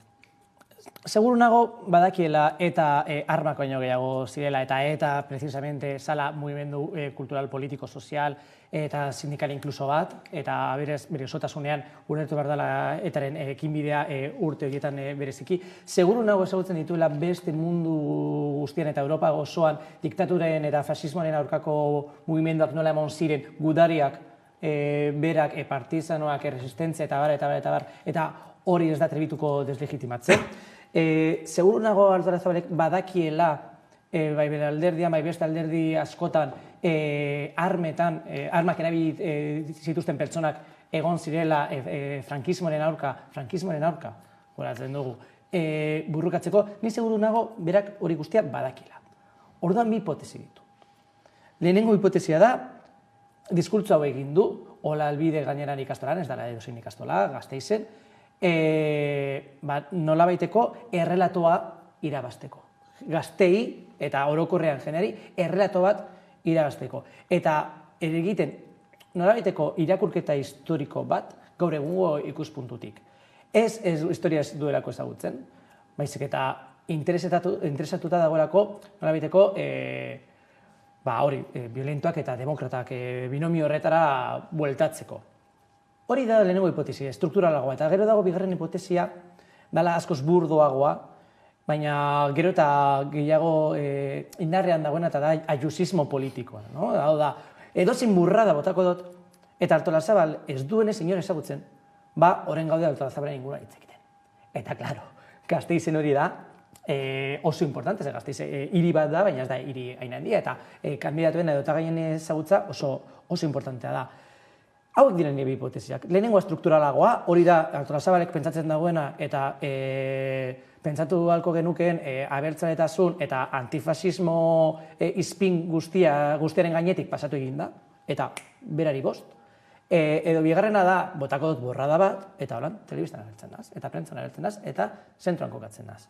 Bi hipotesia hauek daukate helburu amankomun bat, eta ere gehiago Gasteizen. Eta da, Alderdi Popularraren bozkak lortzea. Eta horregatik egin du. Eta grabea da bere lerroko edo berak antolatutako ekitaldi bat baliatzea hau egiteko. Hori oso larria da. Baina are larriagoa da ez hautagai bezala baizik eta sailburu bezala horrelako adierazpenak egitea. Orduan esaten dugu, zergatik egiten du hau. Eta hor galdera oso importantea bota du Ibonek. Eta bere alderdiak zer esaten du. Ze Euskal Alderdi Jeltzalean, nik pertsonalki ezagutzen dut jende asko oso duina, segurik egongo dala, ez dakit, sokean hau entzun ostean. Zer da, deriba ideologikoa, interes politikoa, ala estrategia desesperatu bat. Hori da, galdetu beharko geniokena Artolazabal Andreari. Argi dirudiena da, eta Javier Buzese Aranzadiko historialariak ere hala izaten du, nolabait frankismoa zuritzeko tendentzia bat dagoela, batez ere bigarren frankismo deituriko hori, eta indarrean sartu zenetik, eta aitzakitzat hartzen delako, berak orain tesian egindako lana liburu batean argitaratu du, eta besteak beste frankismoan Gipuzkoan eragindako 100 biktima izendatu ditu, identifikatu ditu, eta berak egin du gaurkoan gurekin bat, eta horrela azaldu du bere lanaren muina. Liburu honetan edo tesi honetan dagona da motibazioko biolentziaren sustraia azken hamarkadakoak, Euskal Gatazkaren lotuta, eta behin eta berriron saiatzen dutena da, zentro memorialetik edo beste instituziotik da, Euskal Gatazka hori ukatzea, ez da existitu, hemen bakarrik egun da biolentzia bat, eta edaetarena, eta hemen demostratzen da datuekin nondik datoz, nondik dator azken hamarkadako biolentzia hori, azken hamarkadako Euskal Gatazkaren historiko horretan, biolentzia hori guztiak, eta hemen daude datuak, eta nik uste demostratzeko edo relato partzial hori edo interesatua desmontatzeko modu hoberena da, ikerketa on bat. Hortxe, Javier Buzesen ikerketa hori orain liburuan argitaratuta, esan ezetako goratuz, batzutan ere gogorarazi behar delako frankismoan luze izan zuela eta etzela 45ean bukatu. Besteak beste. Eta batez ere, nik uste dut horrelako ikerketek eta horrelako lanek esker honekoa direla gauza askoren artean, besteak beste ikuspegi zientifiko batetik baitere korroboratzen direzelako zenbait konstatazio. Eta askotan, lehen eneko handarrek aipatu duen, errelatoren batei horren testu inguruan, bestelako tresna bat bihurtzen delako baitere, ja ez dela bakarrik, parte edo posizio politiko batetik abiatzen direzen diskurso batzuek, baizik eta inkluso akademiatik edo ikerkuntzatik egiten dan nobeteko lanketa bat dan. Justo ustotez, eren egun aurkeztu zuen ustote liburua, aurretik baitere bestelako gogoeta ezberdin batzuk luzatu ditu, besteak zeste Etxabarretaren erailketaren inguruko informazio guztia baitere plazaratu izan dute, eta horrelako entek eta horrelako instituzioek eta horrelako ikerlariek egiten duten lana, nik uste dut asko kontribuitzen dutela baitere ezagupenaren ikuspegia baitere zabaltza aldera. Eta azkenik bestelako aipamen bat, bat egiten dut, zeneko alnerrek aipatu izan duen egit, eta gainera ez da lehenengoko aldia, gainera, Artolazabal Andreak egiten duen horrelakoa. Beste bat egin zuen baitere Elgoibarren memoria historikoan 36ko gerran kolumbario baten egitarau edo baten testu inguruan. Eta baliatu zen baitere bestelako espazio hori bere diskurtso politiko hori gauzatzeko. Nik uste dut horrelakoek ardurakeria itzelaz izateaz gain eta daukaten intentzioli politikoa aztergai jartzeaz gain, badirezte dute baitere zelako talente politiko duen pertsona batetaz gauden hitz egiten. Nik uste dut debate asko egon aldirela eta debate oso interesgarriak gainera eta debate oso serioak. Benito Manzanas edo Blanco akatzea zilegia zan, bai, ez? Kontuan izan da ze paperea jokatzen zuten diktadura baten baitan, Mussolini inguruan hitz egiten badugu bezala. Zilegia zan, hauek akatzea, esan obrena, segurunik, baina obrena izango litzateke epaiketa bat, Nuremberg bat, baina hori esan emon, eta ez da emon argitzeako Espainian. Eta debate hori, hostias, debate oso sakuna da eta oso serioa, eta horren inguruan asko hitz egin daiteke etikatik, inkluso moralatik, buenos y malos logika honetan, inkluso ere, hori eztabaidatu daiteke, baina horrelako adierazpenak egitea, seriotasun falta bat erakusten du horrek. Ze gaudena egiten da hori, trampismo politikoa, josismo politikoa, erabiltzen gai serioak, eta gure elkarbizitzarako eta gure memoria kolektiborako bere biziko garrantzia duten debateak, horrelako 10 minutuko deklarazio batean botatzen dozu boska batzuk lortzeko eta listo. Nik seriotasun, ez dakitan seriotasuna dan, kriterioa dan, katalanek zein deitzen duten hori, baina horrelakoa ez dakit berreskuratu edo gitzen, eraiki marko genuke ze ganera bete esaten dugu Euskal Herrian edo EAN politika gintza desberdina da, ikusten da batzuetzat ez dala. Baina, igual da deformazion profesionala, desobedientziaren inguruan hitz egiten du Artolazabalek, eta esaten du kaikoa eramatea, koloreak eramatea, menditaldeak, eta desobedientziaren inguruan egiten du, desobedientzia balioan jartzea. Atzo egon zan epaiketa bat, mokeko bikidei desobedientzia performance bat egitagatik Bilboko kuartel militarrean. Eskatzen dizkiete 8.000 euro eta 36 hilabeteko espetzaldia. Desobedientzia hori zilegitzat hartzen du Artolazabal Andreak? Desobedientzia aldarrikatu du demokratizaziorako tresna gisa, ezta? Zergatik ez du zer esaten horren inguruan. Ez zaio importa desobedientzia, ez zaio importa demokratizazioa, importa zaio boska batzuen mila joatea, eta hori larria da eta gero eta gehiago ikusten ari gara gurean. Artolazabalen sailarekin lotura duen beste berri bat ere, justizia sailekin lotura duena, izan ere, Eusko Jaurlaritzak emandako 3. gradu bat atzera bota duelako, berriz ere Auzitegi Nazionaleko Auzitegi Nazionalak fiskaltzaren helegite baten ondotik oraingo honetan Asier Rodríguez Santurtziarra eren kasua izan da eta Basauriko espetxera itzuli behar da. Hotza maigabe bat baino latzago, ta urteak egun baino gehiago, 574 oheuts samina zabaltzan.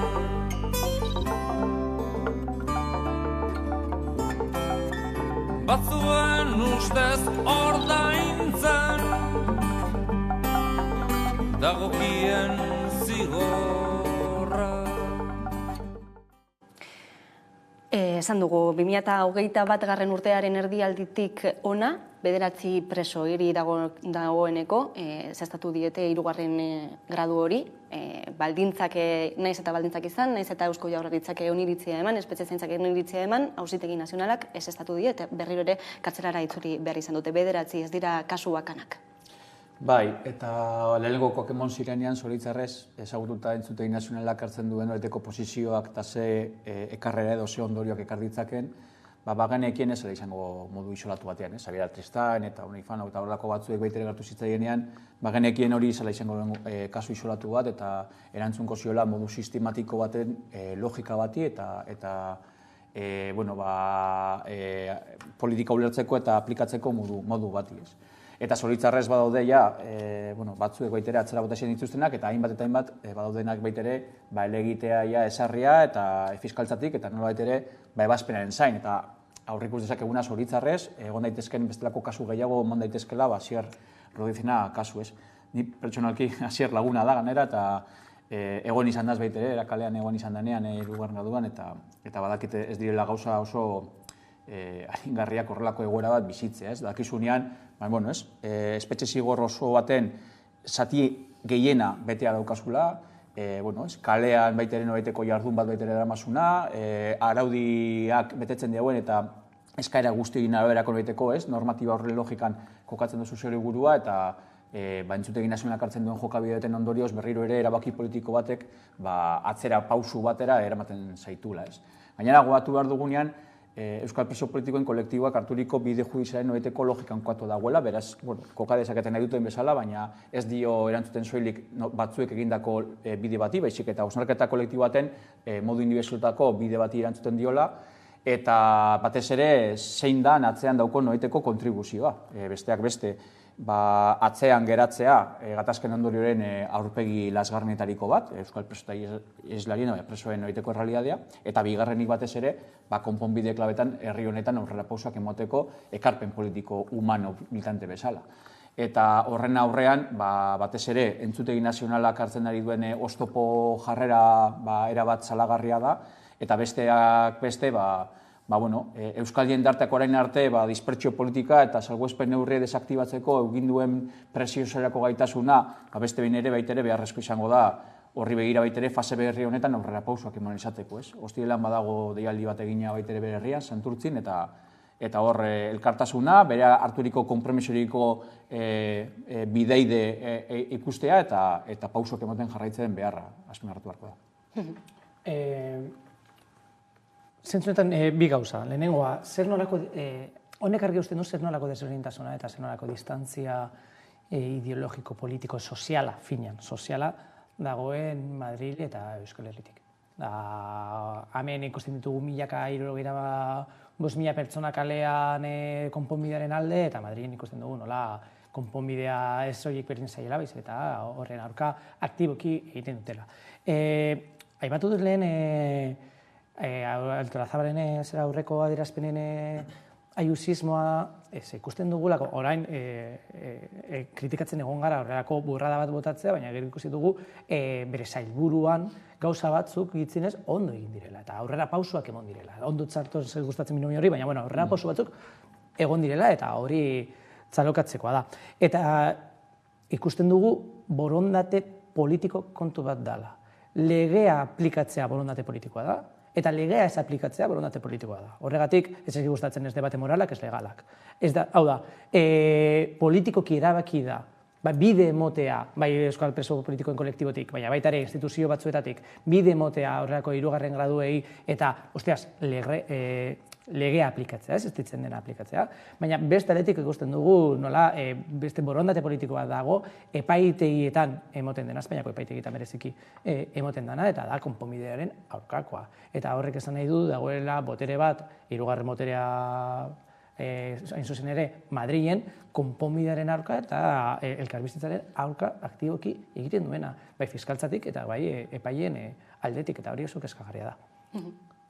Bai, honen aurrean pausuak ematea, eta hortxe dago erronka nagusia besteak beste. Ekonomiak aia izaltu egin behar dugu, eta Bizkaiko metalgintza ere izango dugu gaurkoan izpide, bihar espero zelako beste bilera bat, astelenean izan zutenaren berdina, jarraipena hain zuzen ere gogoratu astelenean lehen aldiz bildu zirela sindikatuak alde batetik, Feben patronala, baina baita ere Eusko Jaurlaritza bitartekari lanak egiten, eta mahai gainean jarri zuela Eusko Jaurlaritzak bere proposamena baita ere, eta horren jarraipena izango zen bihar, baina sindikatuek aipatu digutenez azkenean luzatu egin da, beraz, pentsatzekoa da baita ere luzatu egingo dela are gehiago gatazka hau, Iratze Azkuela sindikatuko ordezkaria daukagu pantaiaren beste alboan, kaixo Iratze?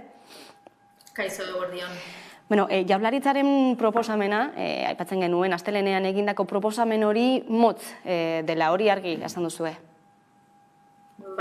Bai, hori da.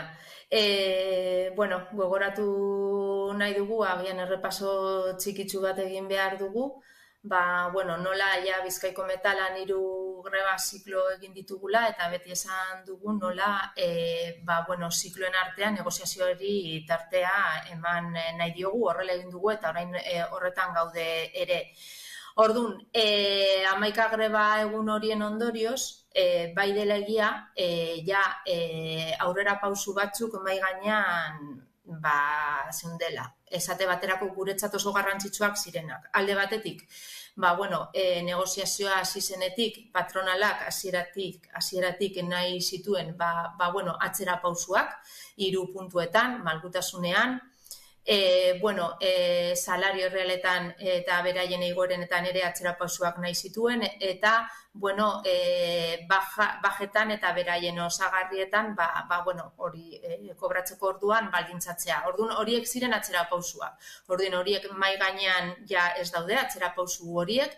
Gero beste alde batetik esaten genuena zen, modu baten edo bestean hitzarmenaren vigentzian edo indarraldian erosalmena bermatuta egon behar zela, eta formula bat dago hori horrela izateko, eta gero beste 3. puntu garrantzitsua zen, nola subrogazio eskubidea handitu behar zen beste kolektiboentzat, eta 2019an aurrera pausu oso handi bat eman zen eskubide hori lortzen mantenimendu lanetarako, baina orain luzatu da edo mahai gainean dagoena da zuntz optikoa eta telefonia mugikorraren txat ere, subrogazioan ditzea. Horiek zeunden.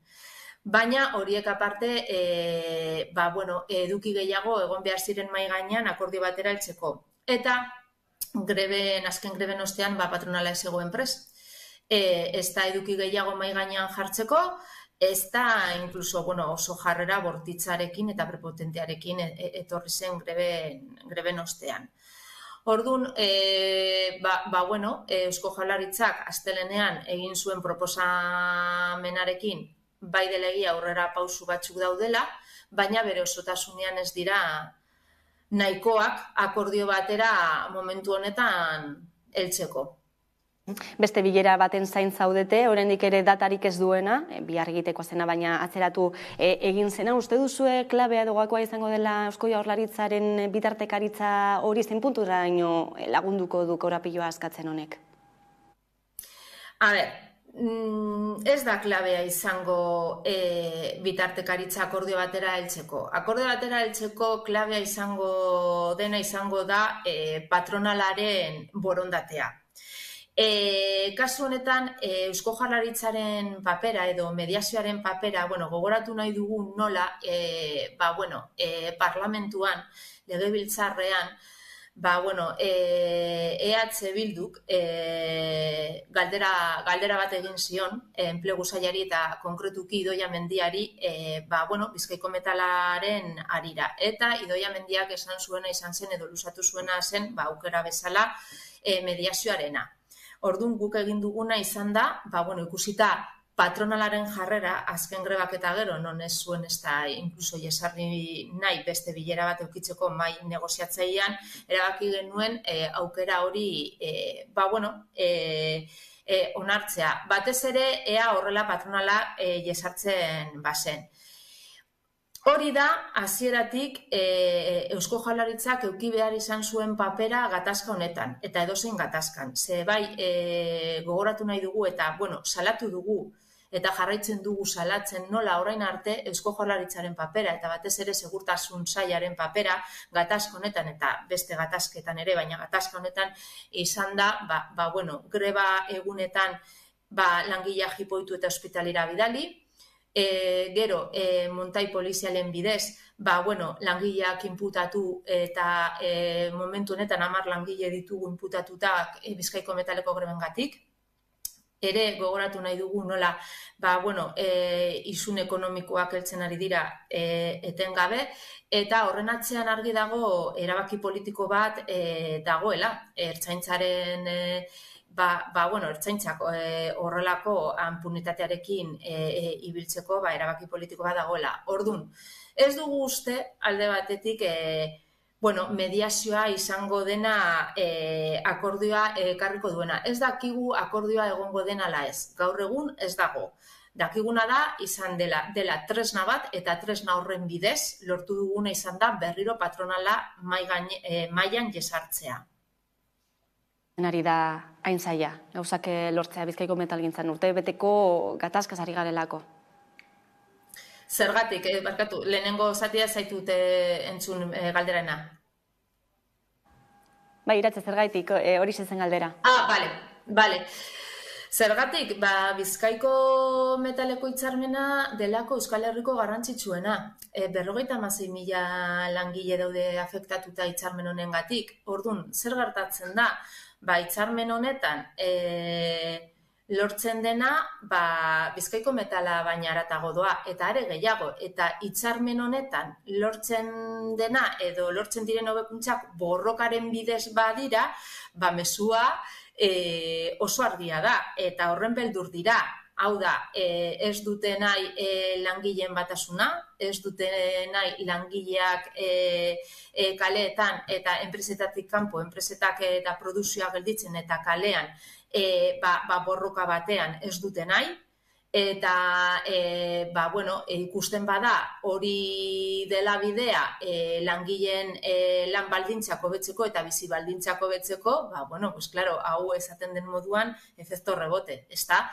Eta gu argi daukagu. Hemen Bizkaiko metaleko langileen lan baldintzak eta bizi baldintza daude jokoan, baina hau haratago doa. Da klase gatazka, klase borroka, eta hori da. Ikusiko da, korapilloa azkatzen den urrengo bileran, eta bien bitartean ez dakite aurreikusita dituzuen grebagun gehiago? Lehen aipatu dudan bezala, guk akordiorik ez dagoen bitartean borrokatzen jarraituko dugu. Momentu honetan negoziazioari tarte bat ematen ari gara, baina bai dela egia ere gauza bat dela grebak, baina greben tartean ere ez gara gelditu eta mobilizatzen egon gara, eta gogoratu nahi dugu nola azken 2 astetan 3 mobilizazioak egin ditugu, eta hain zuzen ere epaitegi desberdinen aurrean lehen aipatu dudanagatik, 10 langile inputatuta daudelako beraien lan eskubideak eta bizi baldintzak defendatzeagatik, eta tornasterako ere mobilizazioaren bat aurreikusita daukagu, orduan akordioa lortu arte borroka egongo da, hori argi daukagu. Oso ondo, Iratxe Azkuelab sindikatutik adi jarraituko dugu. Eskerrik asko. Bale, zuei. Ez dakite, zerbait gehiago gehitu nahi duzuen, nahiko zehetuta hitz egin duelako Iratxe Azkuek, ez batez ere nabarmentzea, behin eta berriro mai honetan ere aipatu izan dena, ez? Metaletik harago doan auzi baten inguruan ari garela hitz egiten eta beraz pisu handia duen gatazka batela. Nik uste dut, lehenengoa, eta askotan esaten ez badut ere, balioan jartzea Eusko Jaurlaritzaren erabakian mediatzailea izateko. Etengabe ikusten nahi gara Eusko Jaurlaritzak erantzuna dela hori enpresa eta sindikatuen arteko gatazkak dira eta gu ez gara sartuko, eta ikusita zer tamaina daukan protesta hau edo gai hau erabaki du. Ea animatzen den, eta urrengo gatazketan edo hainbat gatazkak daudela eta egongo etorriko denak, beltan ere mediatzaile gisa parte hartzen duten. Ja falta da bakarrik urrengo pausoa, eta urrengo pausoa da ez lerrokatzea denbora guztian patronalarekin, ezta? Ze oso ondo dago mediatzea, baina mediatzea ez da negoziazio batera joatea parte baten hitzarekin. Ja, saltito txiki eta handi. Hori falta da soilik. Eta ere esatea ez dute mediatu intzarte, baina bere instituzio eta nagusietako batek mediatu du Ertzaintza. Ertzaintza mediatu du porrekin eta isunekin, eta hori izan da Eusko Jaurlaritzaren zer erantzuna denbora guztian. Beraz, igual gutxirekin konfirmatzen naz, baina aurrera pausu batua da. Eredugarria da metalaren borroka bai Bizkaia bai Gipuzkoan. Ez da borroka bakarra, egia da kuantitatiboki eta igual simbolikoki oso importanta dela, baina etengabe daude kontzentrazioak, grebak, mobilizazioak, ikusi genuen atzo beltan Eusko Jaurlaritzaren atean etxeko langileek berriz ere kontzentrazio bat egin zutela, eta hori ere balioan jarri behar da gutxi izan arren edo oso invisibilizatuta egon arren, baina neguak ez du gelditu udazkene mugitu hau, ezta? Uda berri barkatu mugitu hau, que gehiago etorriko da, eta adi egun barko gara, eta Eusko Jaurlaritzak animatzen den, eta beretan mediatzaile lan bat egiten duen. Dauzka oso modu bereziak, mediatzaile lanak egiteko, eta batez ere, leheniko Anderrek eta Iratzek aipatu duen moduan, ertzaintzari baimena edo agindua emoteren bitartez mediatu izan du orain arte. Ia bestelako jokabide bat hartzen duen mediazioari dagokionean. Ustot azkeneko urtean baitere, justo aipatzen den lotik, konfliktibidadea edo lan gatazkak baitere areagotu dira 130 baino gehiagoko bat. Aurrekusi daitekena da, egoera hain konplexu honetan eta testuinguru honetan, horrek bere baita mantenduko direla eta seguramente areagotuko direla edo batzuk kronifikatu daitezkela edo kronifikatzen ari direla. Eta horren maila batean, isladatzen du zenmotako panorama baten aurren aurki gaitezken. Gainera testuingurua gainera zerako egoeratan kokatzen garen. Iratzek aipatu du, patronala lan baldintzak izostu ez dakizin bat denboratan, behar beste ez dire zenoeteko igoera simboliko batzuen joz planteatzea, eta noz eta gainera 2008 geroztik langileen noiteko erosmen ahalmena berantzkako koronabi batean dagoenean. Orduen, langileen borroka bereien eskubide eta lanpostuen defentsan egitea zilegi eta beharrezkoa da. Aipamen oso berezi bat justu baitere Iratzek aipatu duen, langileen eta batez ere momentuetan sindikatu gehienen batasuna. Eta horren mailatean zelan kokatzen duen eta zelako ezaguarria barneratzen duen. Eta azkeneko puntua lenguaren testuingurari, justu lehen etxagabeen elementuaz egun gara hitz egiten eta erosmen ahalmen horren horieteko berakada horren logikan, gaur da eguna langile klaseak batez beste, bere soldata garbiaren 150 baino gehiago bideratzen duela alokairura. Emakumezkoen kasuan are gehiago. Horren maila batean jartzen gaitu, zelako laginaen testuinguruan aurkitzen garen eta presioen igoerak eta barrak dauden testuinguruan. Orduen, honek baduka zentzu guztia eta batez ere langile ikuspegiti baitere jartzen du noiteko ataka batean. Eta da, krisi estruktural hau nork ordaindu nahi duen eta nork nahi duen ordainarazi, ezta? Eta horren aurrean, langile eta klase batasuna, elementu ezinbesteko bat da. Eta egia da, askotan mai honen bueltan oso pesimista jartzen garela, egia da, kezi kolapsoak, kezi instituzioak, kezi langileen egoera, kezi gazten egoera, eta baina ikusten da, eta berriz ere ikusten du, etengabe ikusten ari gara, borrokak balio duela, eta borrokatzen dugunean, eta berezeki batasuna dagoenean, baina inkluso batasun barik. Borrokatzen danean, eta jendea kalera ateratzen danean, eta egrebara joaten danean, eta pankartak jartzen dituztenean, eta desobedienteak direnean, eta jipoiak jasotzen ditugu bai edo jasotzen dituzte, baina ere gauzak irabazten dira.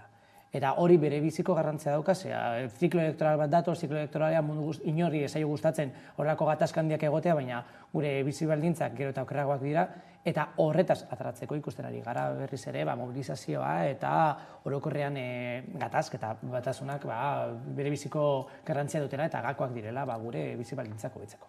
Beno, hemen horrelako mezu positiboak ere beharrezkoak dira egia dari. Ez dakit, gaizatatuko dugu, kiroletara begira, futbola zaleak zarete, badakit, baina atletik zaleak, zuen kasuan ez dakit zior, bai, biak, ez zarete futbol zaleak. Dago atletik eta dago futbola. Bai, hori da. Osasuna eta Sevillaren arteko atzoko partidua komentatzeko ekarri dugolako mai gainera, badakizue azken aldian izandako debeku eta liskarren ondorioz gertatutakoak, atzokoan Osasuna eta Sevillaren aurkako Espainiako koparen finala ordenetako partidu hori jokatu zen, eta bat baino gehiago ziur asko baloiari begira egon beharrean, armaiari begira egongo zen. Nerea Garzia, konta iguzu?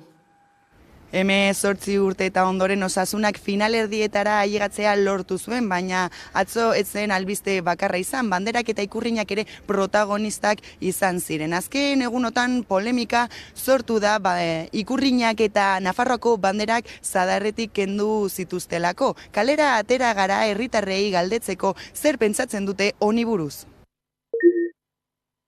Niru ditzen zait beste dozein bandera bezalakoa dela, gainera ofiziala da orduan ez dakit zein den zergatia kentzeko. Lotxagarrie, benetan lotxagarrie, ikurriña bat kentzea eta Nafarroako bandera bat kentzea hori ezin dalako ni pentsa dut dalako herribet eta hori gertatu arren hori guk borrokatu behar dugu dekogun herri eta guk uruzen gauzek. Sinceramente no me parece muy bien porque es algo que nos representa y debería de estar ahí. Bueno, uste dut jende guztia daukala eskubidea nahi duten ikurrina horra eramateko eta kentzea edo ezkentzea uste dut ez dela egin behar. Donde forma parte casi de una identidad de un grupo de gente, pues tampoco una bandera, por ejemplo, de una peña no la van a quitar. Entonces, me parece una tontería. Ez dakit oso txarto irutzen zait, norberak eraman aldu nahi duena zelaira eta ez dakit. Txarto iruditzen zait beste batzuk, beste zelai batzuetan erabaten duten nahi dutena eta hor justo kentzea ikurrina bat eta hor segurata batzuk ez zait ondo iruditzen ez dakit. Azken egunotako eta azken aurreko partidako Liskar eta Debekuen aurrean atzoko irudia oso bestelakoa izan zen, erantzun bezala, ez da, Ibon?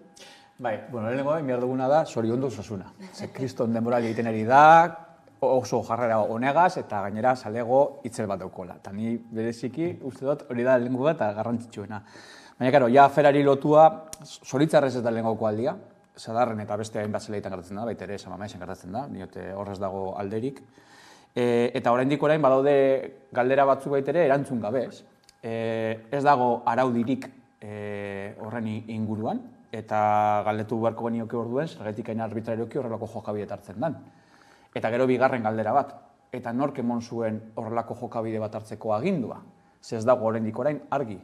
Poliziak, segurtasun sailak, klubak, hori berez adirazio omen zuen bezala, segurtasunekoak gatazka edo talka onzieneko unean, erantzun horiek ez daude, eta horren arabera baitere, norberak hartu beharko lituzke erantzunak horiekiko jokabidea, oza, jokabide horiekiko ez. Baina, bueno, horretaz haratago, badago fondoan bestelako, uste dut, bestelako eztabaida batzuk.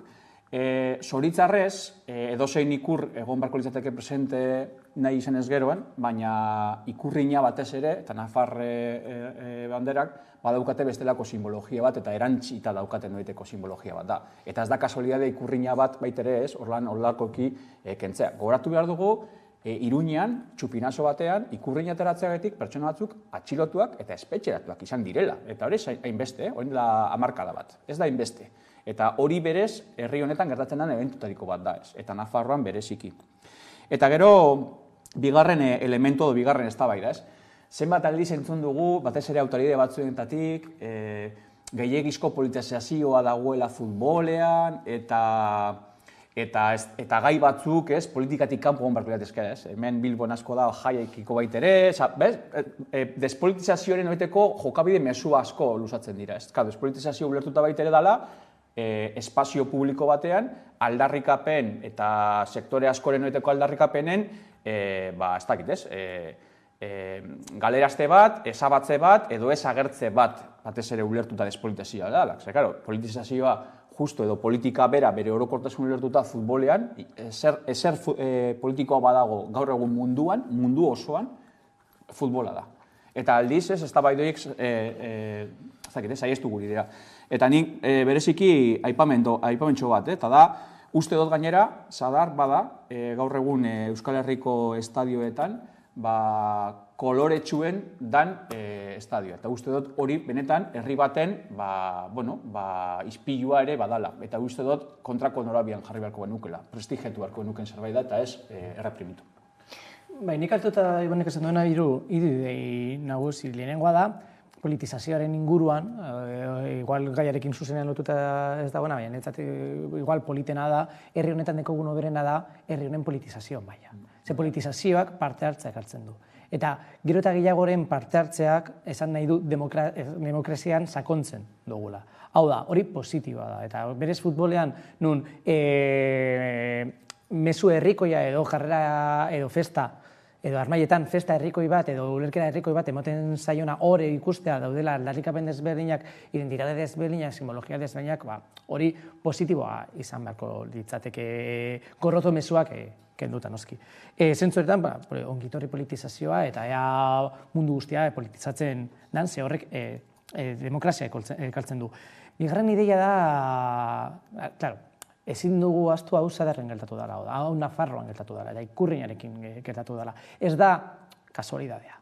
Oso lotuta dago sentimendu antibaskista baten Nafarroaren populazioaren parte batean edo inkluso alderdi politiko nagusian, eta hori holan da, eta jakin behar dugu, eta askotan hasten zaigu, baina noizean behin ikusten dugu berriro ere, eta esango dut, zentsura politikoa, ez da futbola, da zentsura politiko ekime bat bideratzen dela aurrera.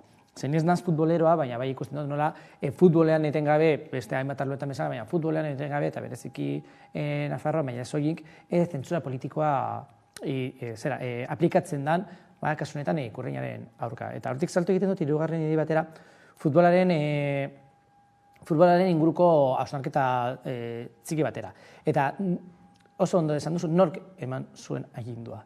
Zemoten du bereziki futbolan, eta bereziki futbolan segurtasuna, futbolaren eta zelaietan segurtasuna eramaten duten artean, nola ultrak dauden zuzenean kanpoetan lanean, eta ez soilik ultraena egiten. Eta ultraena egiten duten segurtasun zerbitzuetatik. Hori futbolean eta futbolatik kanpo gertatzen da, baina futbolean oso evidentea da. Zergatik kendu zuten Ikurriña, nork agindu zuen Ikurriña kentzea, eta zergatik dira hain beligeranteak Ikurriñarekin, eta gero bestelako gorroto diskurtsoak, irainak entzuten direnean, ez da ezer gertatzen. Zergatik futbolean izan alzara homofobo bat, ratzista bat, edo klasista bat, eta ezin dozu Ikurriña bat. Erakutzi Ikurriña ez danean, zera danean, bandera ofizial bat berez onartuta dagoena.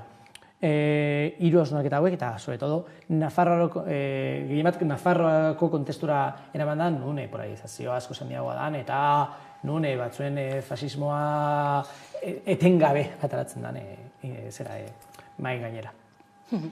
Atzokoa bezalako egunak mekanismo guzti horiei aurre egiteko eta erantzun bezala ere balioko dute. Nazioartera begira ere jarriko gara, nahiz eta minutu gutxi falta diren solasaldia amaitzeko, baina egunetako gai nagusitakoa ere izan delako, ez? Tankeak bai bidali ez, bidali Ukrainara zer egin NATOren behar hori ere gerra beste kakotx bate eskalatzeko, eta azkenean argi berdea eman diote tanke horiek Ukrainara bidaltzeari.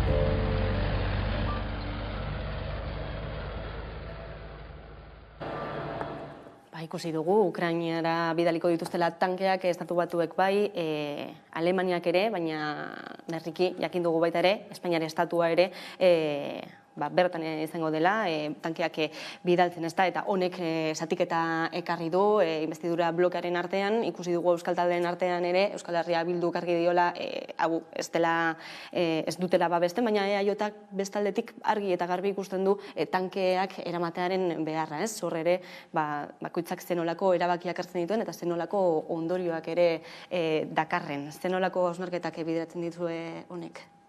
Nik erabaki guztien edurrean, nik uste dagoela galdera bat egin bariko gineukena gure buruari eta orokorrean hartzen dituen eta da kui prodest.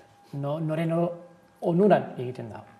Eta kasu honetan esatea onura Ukrainiako populazioarentzat izango dela duda asko ditut honetan. Gerra luzatzea eta gainera Ukrainak ez du irabaziko eta Errusiak ez du atzera egingo tanke batzuengatik. Beraz, nork irabazten du? Ze enpresek eta ze herrialdek irabazten dut, eta ze pozik dauden Amerikako estatu batuetan honekin, eta Rusian bere barne politika represiboa aurrera eramateko, eta beraz, hori lehenengo zera, eta hasi dugu Altolazabalen inguruan hitz egiten, eta Altolazabalen inguruan amaituko du gaur ere nire espitza, claro, diktaduraren aurka egitea, armekin bazen ere txarto omen dago, baina Aitor Esteban euforikoa egoan tankak bilaiko zirelako. Claro, diskurtso antimilitarista bat garatzen nahi da, baina ikusten dugu politika belicistak direna, aurrera eramaten direnak, eta antimilitaristak epaitzen dituzten bitartean, eren egun ikusi genuen bitartean, beraz, ze pena belizismoak Europan berriro ere irabazi izana eta diplomaziaren kontzeptua ahaztu izana.